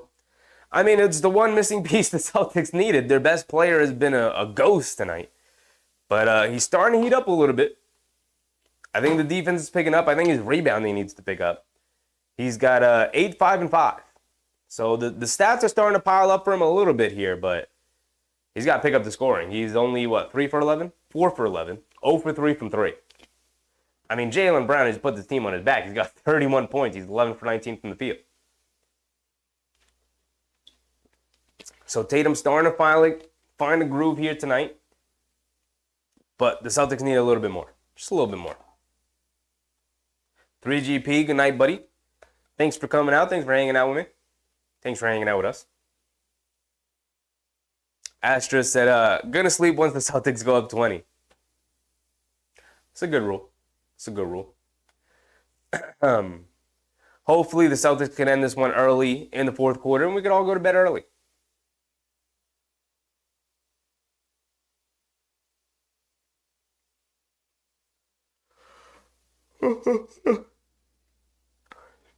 Every game in the Celtics-Pacers series, the team that won the rebounding battle ended up winning the game. So far tonight, the Pacers have 25 rebounds to the Celtics 30 rebounds. So the rebounding battle is decently close, but the Celtics winning it by 5. Celtics with 20 assists. Pacers with only 15 assists. Wow. Overall, the Pacers are shooting under 50%. Actually, they're actually shooting under 50% from the field after 2 pretty historic offensive shooting percentages. Game 7 versus the Knicks and Game 1 versus the Celtics. They're shooting 49.2% from the field tonight and 36.4% from 3. They're 8 for 22 from 3. The Celtics are shooting 51.6% from the field and 37.5% from 3. 9 threes for the Celtics, 8 threes for the Pacers, so that's pretty even in that department. Brown's the leading scorer of the game, but Siakam trying to answer him. He's up to 26 himself. He's 12 for 16 from the field. He has not missed. He's also knocked down both of his three-point attempts. He's got 5 boards, 2 assists to go along with his 26. Neesmith with 9, Turner with 5. He just knocked down that 3. Nembhard with 12. He's 1 for 4 from 3. And then Halliburton with 10, 4, and 8. McConnell with 7, he knocked down a 3. He was very effective in that first half. Toppin's been effective tonight. You wouldn't tell by the box score, 2 points, 1 rebound, 0 assists, but I think his hustle and his energy has been very infectious for the Pacers tonight.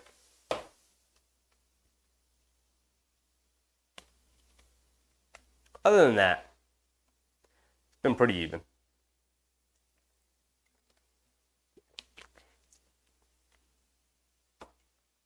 Cap Top now said, Hallie taking the night off so far with 10 points. Yeah, I mean, if that 3-point shot isn't going, he's not really scoring that much, you know? Siakam on the left wing up top to Toppin. Toppin gets it over to McConnell. McConnell.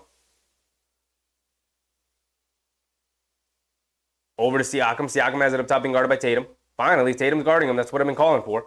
They get it over to McConnell. He gets run over by Brown. He picks it up. He's going all the way. Gets fouled. Lays it up and in and 1. Terrible foul from Siakam. So Jaylen Brown's going to go to the foul line for 1 more as the lead goes up to 13. Can push it up to 14.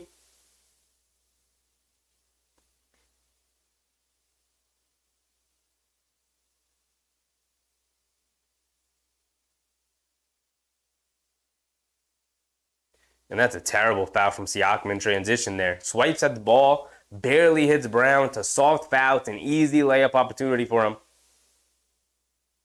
Brown misses another free throw. Maybe it's us, y'all.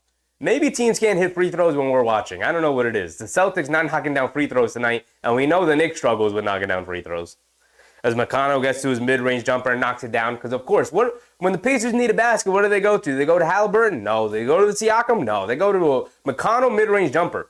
Pritchard standing in the corner all by himself. How did that happen as he knocks down a 3? Siakam standing there with his hands up saying, what are y'all doing? McConnell bringing it down, has it up top. Being guarded by Tatum. Gets it over to Siakam. Siakam hands it off to Tatum. McConnell driving it down, being guarded by Tatum. Hands it off to Turner. Turner straightaway 3, and he answers with a very loud crowd chanting down onto Turner. Able to compose himself and knock down a straightaway 3. 2:30 to go. Pritchard has it up top, being guarded by Toppin, driving to his right, leaning in, pump fake. Toppin goes flying by, and Pritchard lays it up and in easily. 89-76. McConnell driving to his left, being guarded by Brissett, pulling it back out to Siakam. Siakam back to McConnell, coming to his left. Brown switches onto him. McConnell going under the basket, pulling it all the way back out, gets it up top to Shepard, over to Turner. Turner inside the Toppin, stops, turns, spins, gets blocked by White, but they call a foul on Derek White. Toppin going to go to the foul line for 2 free throws.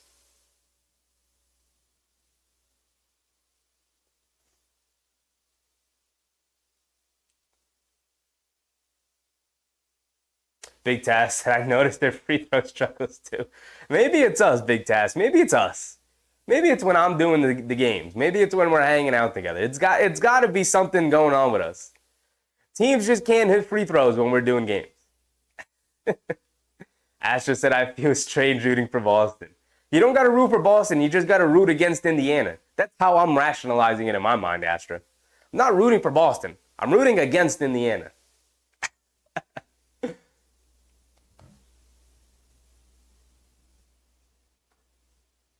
Asher said 7 away from sleep for me. Yeah. Toppin steps to the foul line, knocks down both of them, cuts the lead down to 12. 77-89. Jaylen Brown bringing it down. Coming to his right, Siakam guarding him. Got to pull it back out, gets it up top to Holiday, being guarded by Shepherd.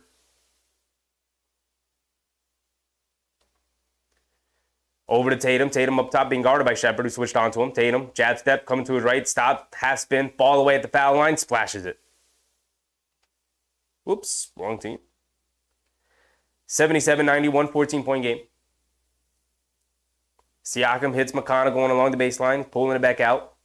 Coming to his right, in the mid-range, hesitation move, now pulling it back out again. Gets it up top to Shepherd. Shepherd gets it over to Siakam. Siakam on the right wing, 5 seconds to go. Driving to his left, and they call a foul on Brown, a blocking foul.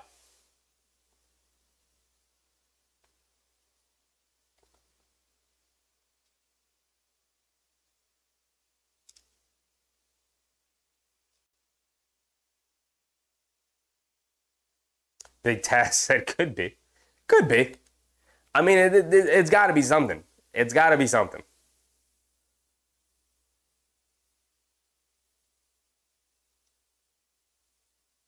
They get it over to McConnell. McConnell driving to his right on Brissett. Stops, fall away over him, comes up short.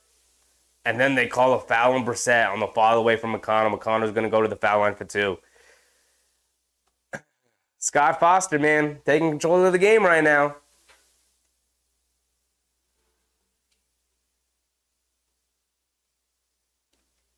Oh, no, they call a foul on Holiday, pushing off on Toppin down low. Eee. So Toppin back to the foul line.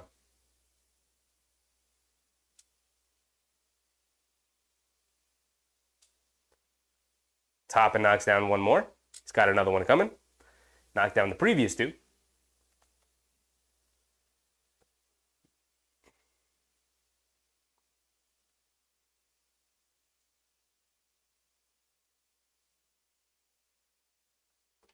A very anti-ref chant coming down in Boston as Toppin misses the second free throw. 1 minute to go here in the third quarter. 13-point lead for Boston.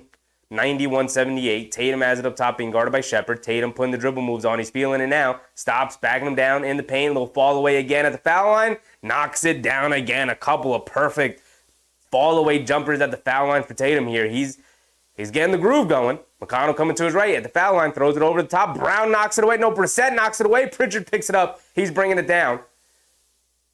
Over to Holiday. Holiday has it up top, gets it out to Tatum. Tatum wants the ball right now. He's feeling it, being guarded by Toppin. Walks into a straightaway 3. Toppin gives him space, and off the back rim, can't get it to go. Fight for the rebound. Somehow McConnell wins out, throws it over to Toppin, who throws it down with one hand.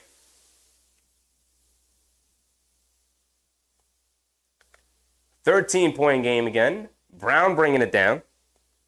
Pull up 3 over Siakam, going for the 2 for 1. Can't get it to go. Toppin with the rebound. Here comes McConnell. McConnell bringing it down. Knicks ran out of steam. What's popping, my guy? It's a great name. It's a great name. McConnell has it up top, in and out dribble coming to his right, gets over to Toppin in the corner. Pump fake, driving to his left, backing down Tatum now, steps back, fall away long 2, airballs it. Brown with the rebound, he's going to bring it down. 7 seconds to go. Brown has it up top, crosses over to his left, gets to the mid-range, pull-up jumper over Shepherd. Bad shot, good defense from Shepherd. And that'll be the end as Brown misses it, the end of the third quarter, 93-80. 13-point game going into the fourth. But Jason Tatum finally got some things going. Tatum showed up to the game in the second half here. Welcome to the game, Tatum. Welcome to the game. Asher Cat said, I smell Celtics blowout in the fourth quarter. Hope so. I hope so. We'll go to bed early. If they go up 20 here in the fourth quarter, we'll cut the stream early. We'll head out.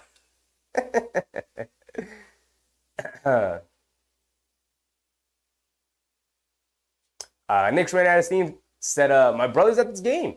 He's in Boston? It's crazy. Hope he's having a good time. Relic Soul said, 16 after 3 might be a sweep after all. What's this? It's 80 to 93. Slightly off scoreboard. 13-point game. 13-point game. Asher said, Pacers are holding our sleep hostage. Yes, they are. Yes, they are.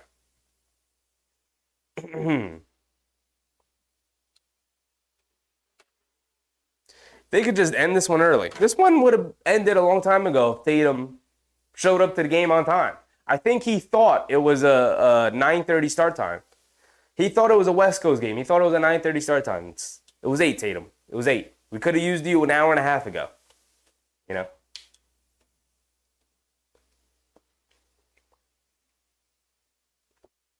Cap Time, I said, both JT and Hallie probably going to blow up in the fourth. I think one of them will. I don't think both of them go back and forth.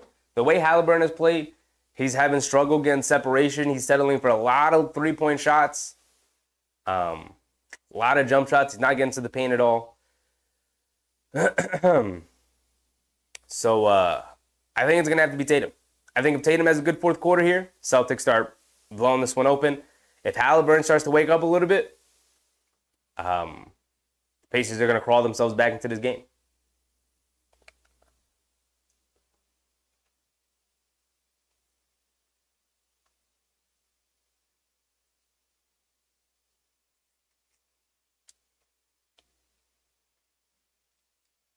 Ty said, any chance both teams lose? If that was a possible outcome, Ty, I'd be right there with you and rooting for it.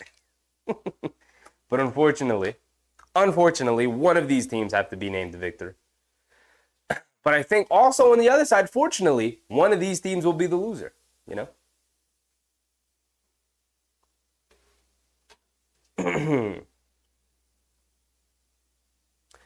Asher said, wish I could be there to hand out white flags to the Pacers bench. That'd be one of the pettiest things a team can do. That's a great idea, Asher. I think home teams should go to the away benches and just slip them some white flags. Like, y'all could wave this around if y'all want. It's just something to wave around. It's like a white towel. Maybe hand them white towels. Be like, wave around the white towels. Y'all wave the white flag. That's pretty funny. Asher said, we can put the towels on the sticks to make a makeshift white flag with the Pacers. Yep, that's exactly what I was saying. Absolutely. We right here, Asher. We right here. We seen eye to eye right now. McConnell has it up top. Crosses up to his left, spins to his right, hands it off to Jackson. Jackson up top, hands it off to Siakam. Siakam on the left wing being guarded by Horford. Jab step. Coming to his left, mid-range pull-up jumper over Horford. Splashes another one for Siakam. Also, didn't even factor in. If Siakam just explodes again here in the fourth quarter, maybe he can bring his team back in. It's down to 11 again. Pritchard over to Holiday. Holiday up top being guarded by Siakam. Coming to his left off the Tatum screen. Gets over to Tatum up top being guarded by Siakam. Coming to his right. Doug McDermott, who's coming into the start of the fourth quarter, guarding Tatum now. Tatum backing him down, half spin, still backing him down, gets it out to Hauser. Hauser steps back for a corner three with the shot clock winding down, can't get it to go. Horford offensive rebound, hands it off to Pritchard. Pritchard pump fakes, driving to his left, pulling it all the way back out. Crossing over to his left, attacking McConnell, leans in, kicks it out to Hauser. Hauser another three over Siakam, off the back rim. Pritchard tips it out to Tatum. Tatum walking into a three. No pump fakes, driving it down, takes the foul call, and one for Jason Tatum. He's locking in a little bit here. He could be locking in a little bit here. Here comes Tatum. Asher said, Siakam's amazing. Big fan of him and the Raptors when they won. I was a fan of him when they won with the Raptors. Have not really been a fan of him since. Not going to lie. It's crazy what happens when Jason Tatum at 6'8", 6'9", and as big and strong as he is, puts his head down and gets to the basket. It's crazy what happens. Tatum knocks down his free throw. McConnell on the left wing. coming to his right, gets to the mid-range, another pull-up jumper, comes up short. Horford tips it out to Holiday. Holiday bringing it down. Holiday leaves it off for Tatum. Tatum, a straightaway three is the trailer. Off the front rim, can't get it to go. Fight for the rebound, knocked loose. McConnell able to save it over to Siakam. Siakam bringing it down. Holiday's going to pick him up. Siakam picks a dribble up, gets it over to McConnell. McConnell putting full head of steam, driving it down on Hauser. Gets blocked by Hauser. And here comes Holiday pushing the other way. Holiday over to Hauser. Hauser, they bring two. Back to Holiday, wide open, straightaway three. Holiday rattles it in. 99-82. 17-point lead for the Celtics. Can they get it to 20? Early here in the fourth quarter. Siakam backing down Horford. Out to McConnell. Hands it off to Shepherd. Shepherd driving to his left. Back to McConnell. McConnell coming to his right. And he throws it right off of Jackson's chest. Bad pass. Terrible pass from McConnell. And here comes Tatum on the left wing. Tatum. Hesitation rhythm dribble. He's got McConnell on him. He's got the size and strength advantage. Backing him down. Stops. Fall away at the foul line. Well short. Bad shot from Tatum. A little bit of a heat check, but you got the momentum, Tatum. You don't need to take that shot. And you got time on your side. Siakam crosses over to his left on Holiday, and they call a foul on Holiday.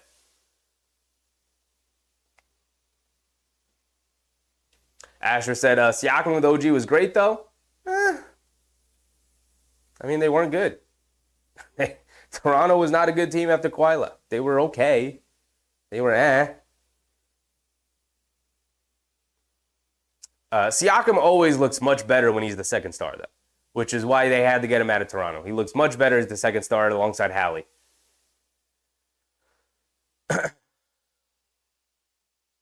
Asher said, Tatum, why? We got to sleep.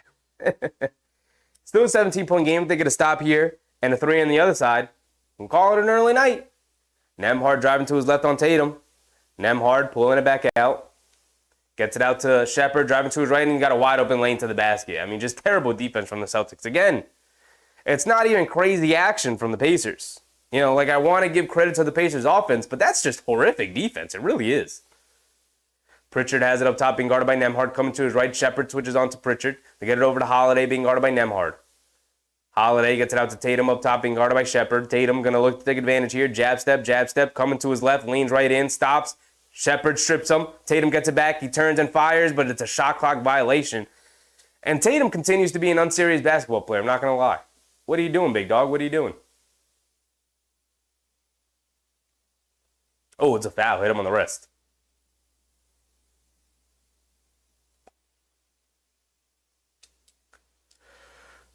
Jackson has it up top. And a foul on Tatum. And then they call an offensive foul on Jackson.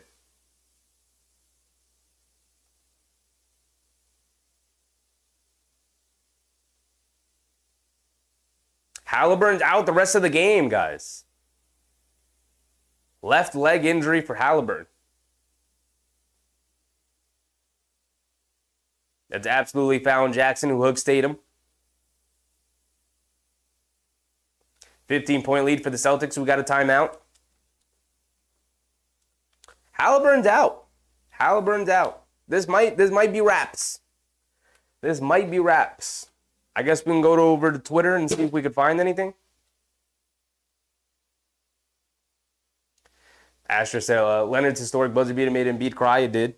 It also birthed one of the greatest memes ever. It's hilarious. Every time I see it, it's hilarious.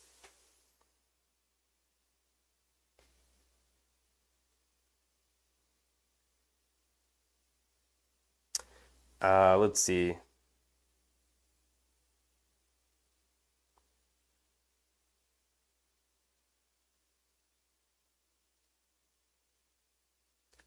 Halliburton, sore chest. I don't even know what that's supposed to mean. I'm not going to lie.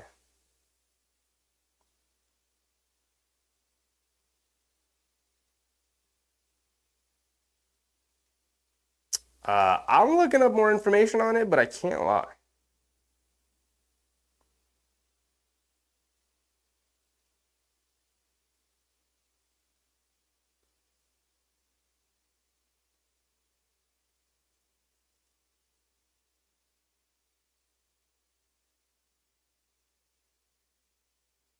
I don't even know what sore chest is supposed to mean, y'all.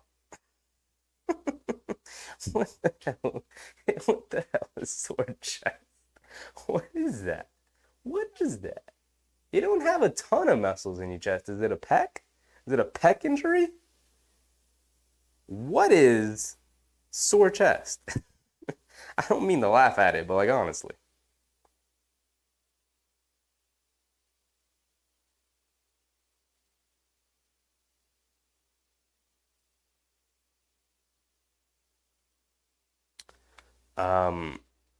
Yeah. I mean, I'm not seeing an update on it, but you guys can fill me in if you see it.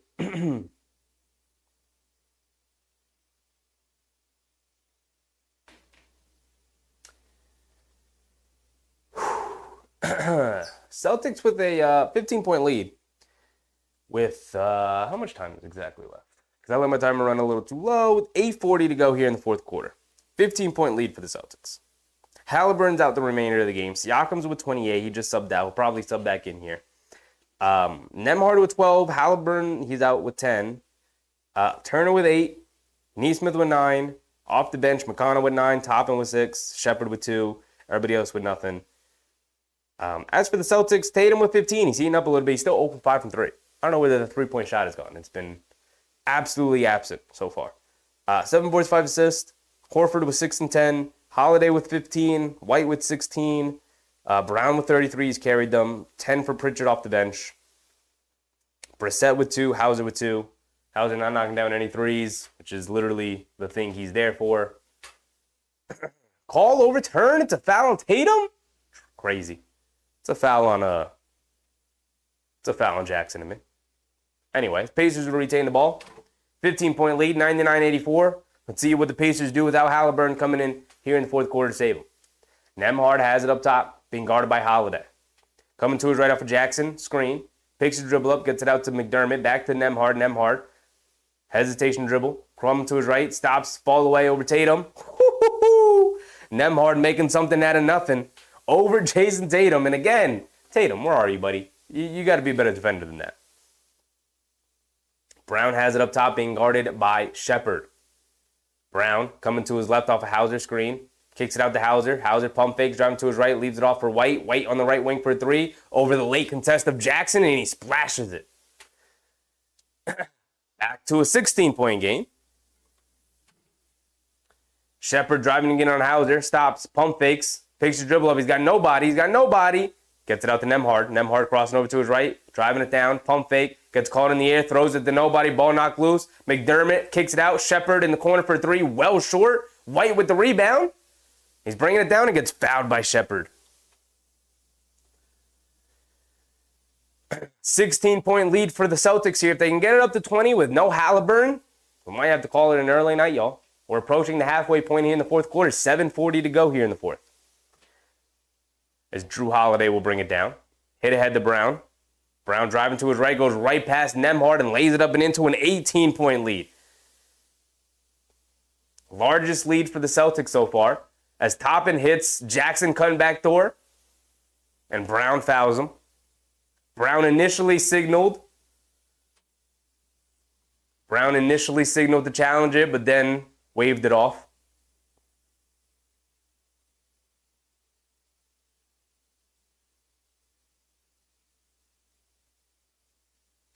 Asher Cat said 2 more. 2 more, Asher, 2 more. Isaiah Jackson is at the foul line, but he misses a free throw.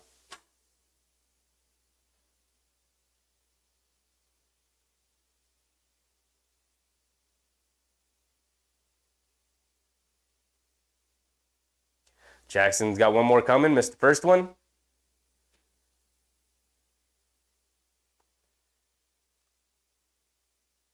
And he rattles in the second one. 17-point lead for the Celtics.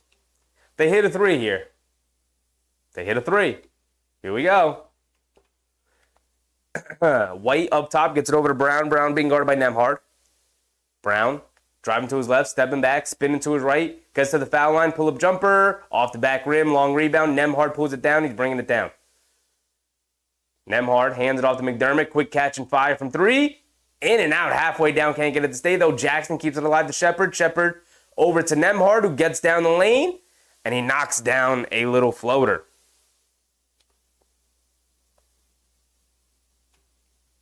Under 7 minutes to go. Brown has it up top, being guarded by Nembhard. And then Nembhard fouls Brown.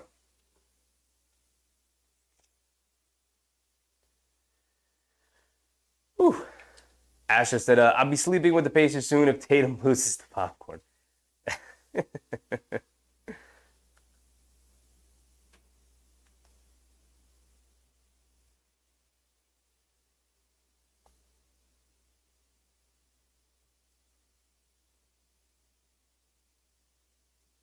Whole lot of talking. Whole lot of talking.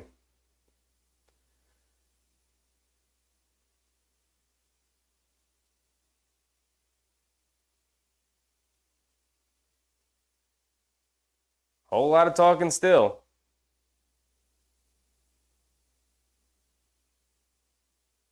Double technical on Jackson and Hauser, telling them to cool it, chill it.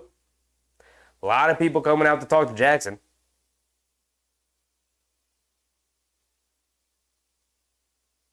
Ernest Cash, what's up, Ernest? Jalen Smith coming in for Isaiah Jackson. They had to get him out of the game, cool him off a little bit.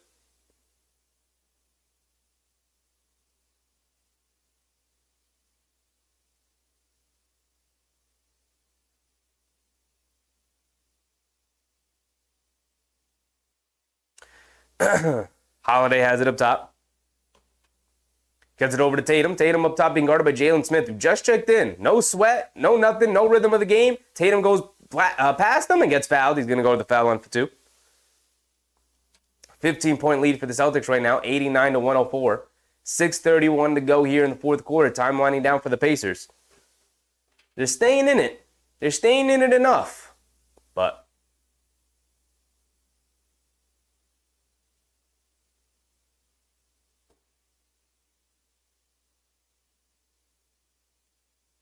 Tatum at the foul line, knocks down the first one. Got another one coming.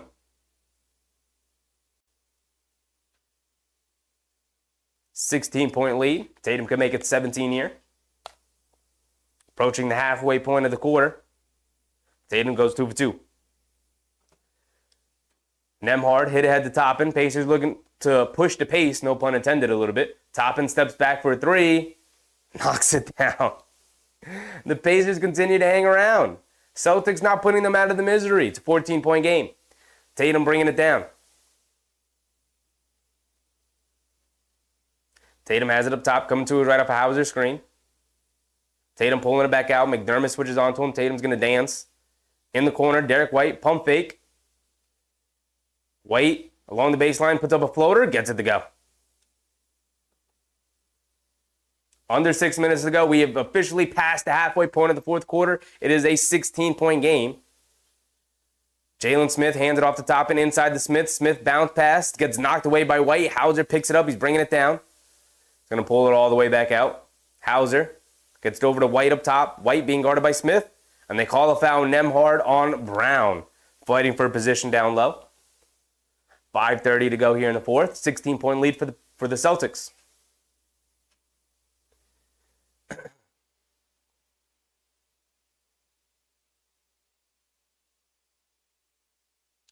So now left leg soreness for Halliburton.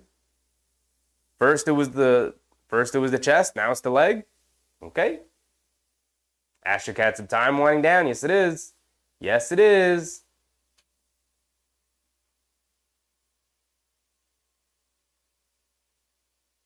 Brown knocks down the first free throw, knocks down the second one. Goes 2 for 2 at the line. Nembhard bringing it down, being guarded by Holiday. Gets it over to Smith up top. 18-point game, y'all. 18-point game. Hands it off the top and mid-range. Pull-up jumper over Tatum. Splashes it. Hey, man. Toppin. We just trying to go to bed, Toppin. We just trying to go to bed. If Celtics go up by 20, we'll call it a night. No Halliburton. 5 minutes to go here in the fourth quarter. But you got to go up by 20 first. Hauser catches, pump fakes, hands it off to Brown. Brown coming to his right. Gets to the 3, fires away, comes up short. Holiday with the offensive rebound. Kicks it out to Tatum. Tatum on the right wing. Can he finally knock one down? And Tatum finally knocks down his first 3 of the game. A 19-point game. Y'all were 1 point away. Shepherd driving it down, gets the foul, and one over White. Never mind. 17-point game with Shepherd going to the foul line for one more. Almost there, Astro. Almost there.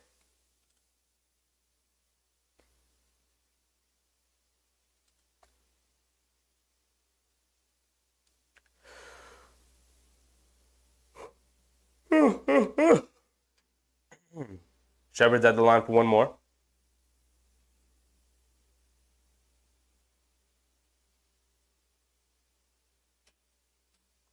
Shepherd got the and one shot to go down. He's at the foul line now and gets his free throw to go. 16-point lead for the Celtics. Holiday's going to bring it down. Holiday gets it over to Brown. Brown up top being guarded by Jarace Walker. It looks like Carlisle's waving the white flag a little bit here.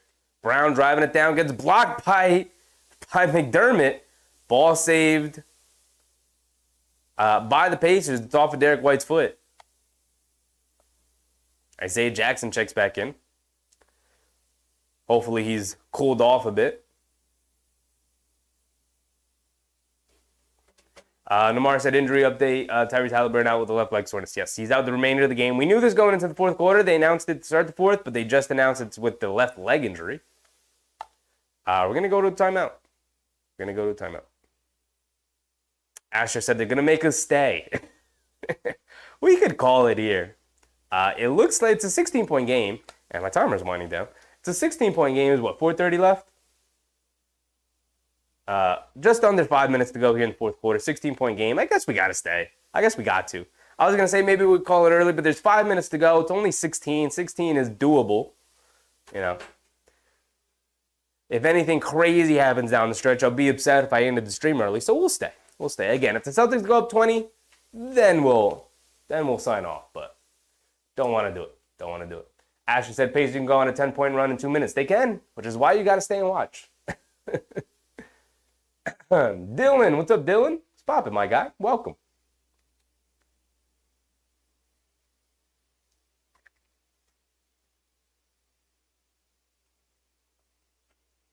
I just don't appreciate the Celtics just allowing the Pacers to hang into this one, man. They're allowing Obi Toppin to keep him in the game. to keep it somewhat close. Toppin is up to 11 points? That can't be. Got to upgrade it. 4:30 to go. 16-point game. Toppin is up only to 11 points. He's 4 for 6 from the field. Did knock down that 1-3.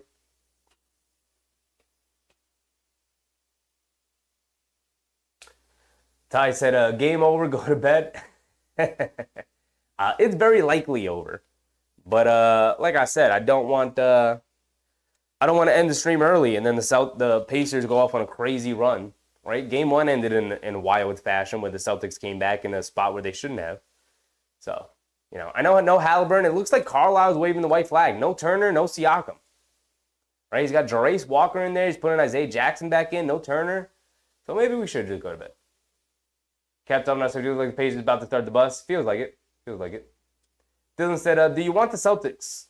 I'm just looking for good basketball, Dylan. As you can see, I root for the Knicks. You can see, big Knicks fan. So my team's already out of the playoffs. So at this point, I'm just rooting for good basketball. And considering that the Pacers eliminated my Knicks, I guess I'd be rooting for the Celtics, but I don't really care. If I'm being honest, I don't really care. If I had the option to see both of these teams lose, that's the option I choose. But I'm just rooting for good basketball. We'll watch a little bit more of this game. And if the Pacers are going to wave the white flag, if we come out of this timeout and they still got McDermott in, no Turner, no Siakam, no nothing, then I think we'll call it a night. Litchi King was popping. Litchi King. Knicks would have a shot against the Celtics. They would have if they were even somewhat healthy, but considering the state of that team, it's better off we just ended our season and we move forward and we get as healthy as we can for next season. Right? They would not have been able to heal up to give the Celtics a run for their money.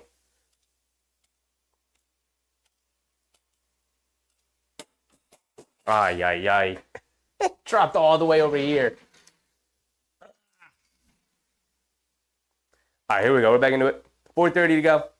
Tatum has it. Dancing up top. Jarace Walker still in the game, along with McDermott, Jalen Smith, Ben Shepherd, and what's his name? Isaiah Jackson. Jarace Walker saved it, but Hauser steals it, gets it over to Brown. Brown in the paint, ball knocked loose.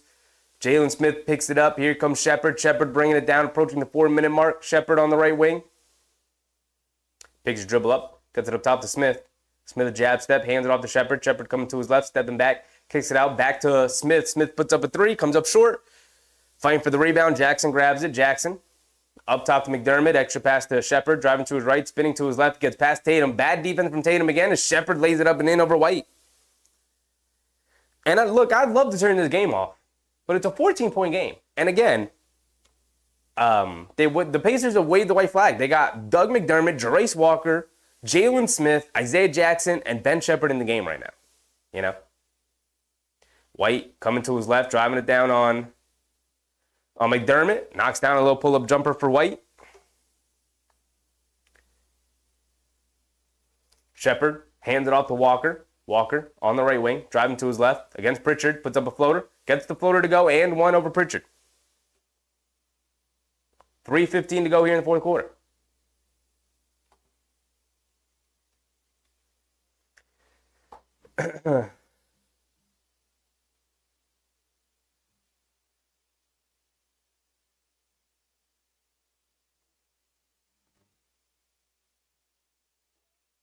Asher Cat said, would have rather seen a healthy Bucks than Pacers versus Celtics. Yeah, I mean, Giannis, one of the best players in the league. I wish his team were healthy. I wish he were healthy.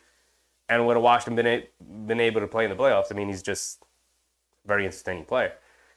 But, you know, health plays a huge factor.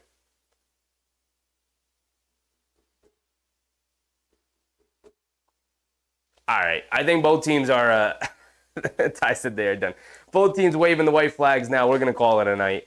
Xavier Tillman has checked in. Osei Bissett has checked in. Tatum and White and Brown remain in. But the Pacers, they have like their rookies in and everything. So we're going to call it a night as well. That's going to be it, y'all. Thanks for hanging out with me. I know it's not Knicks related, but I appreciate all you guys who come out to support the stream and support me. And yeah, we'll be back better than ever for next season with Knicks content, but as for now, we're going to continue with the rest of our NBA coverage until the finals, of course. And then we'll go into the offseason, and we'll see what happens from there. Tatum gets fouled. He's going to the foul line for one more, but that's going to be it, y'all. Appreciate you. Thanks for hanging out with me. I'll see you guys. Probably the next game we'll do will be a Western Conference game, but we'll see. Stay tuned. Stay locked in. Appreciate you guys. I'll see you next time. I'm out. Thank you, guys. Cap Top Knot, Asher Cat, Ty, Dylan, everybody who's hung out, Namar, appreciate you guys. I'll see you guys next time, like I said. But I'm out. Boston takes a 2-0 series lead here. But that's going to be it. Good night, everybody.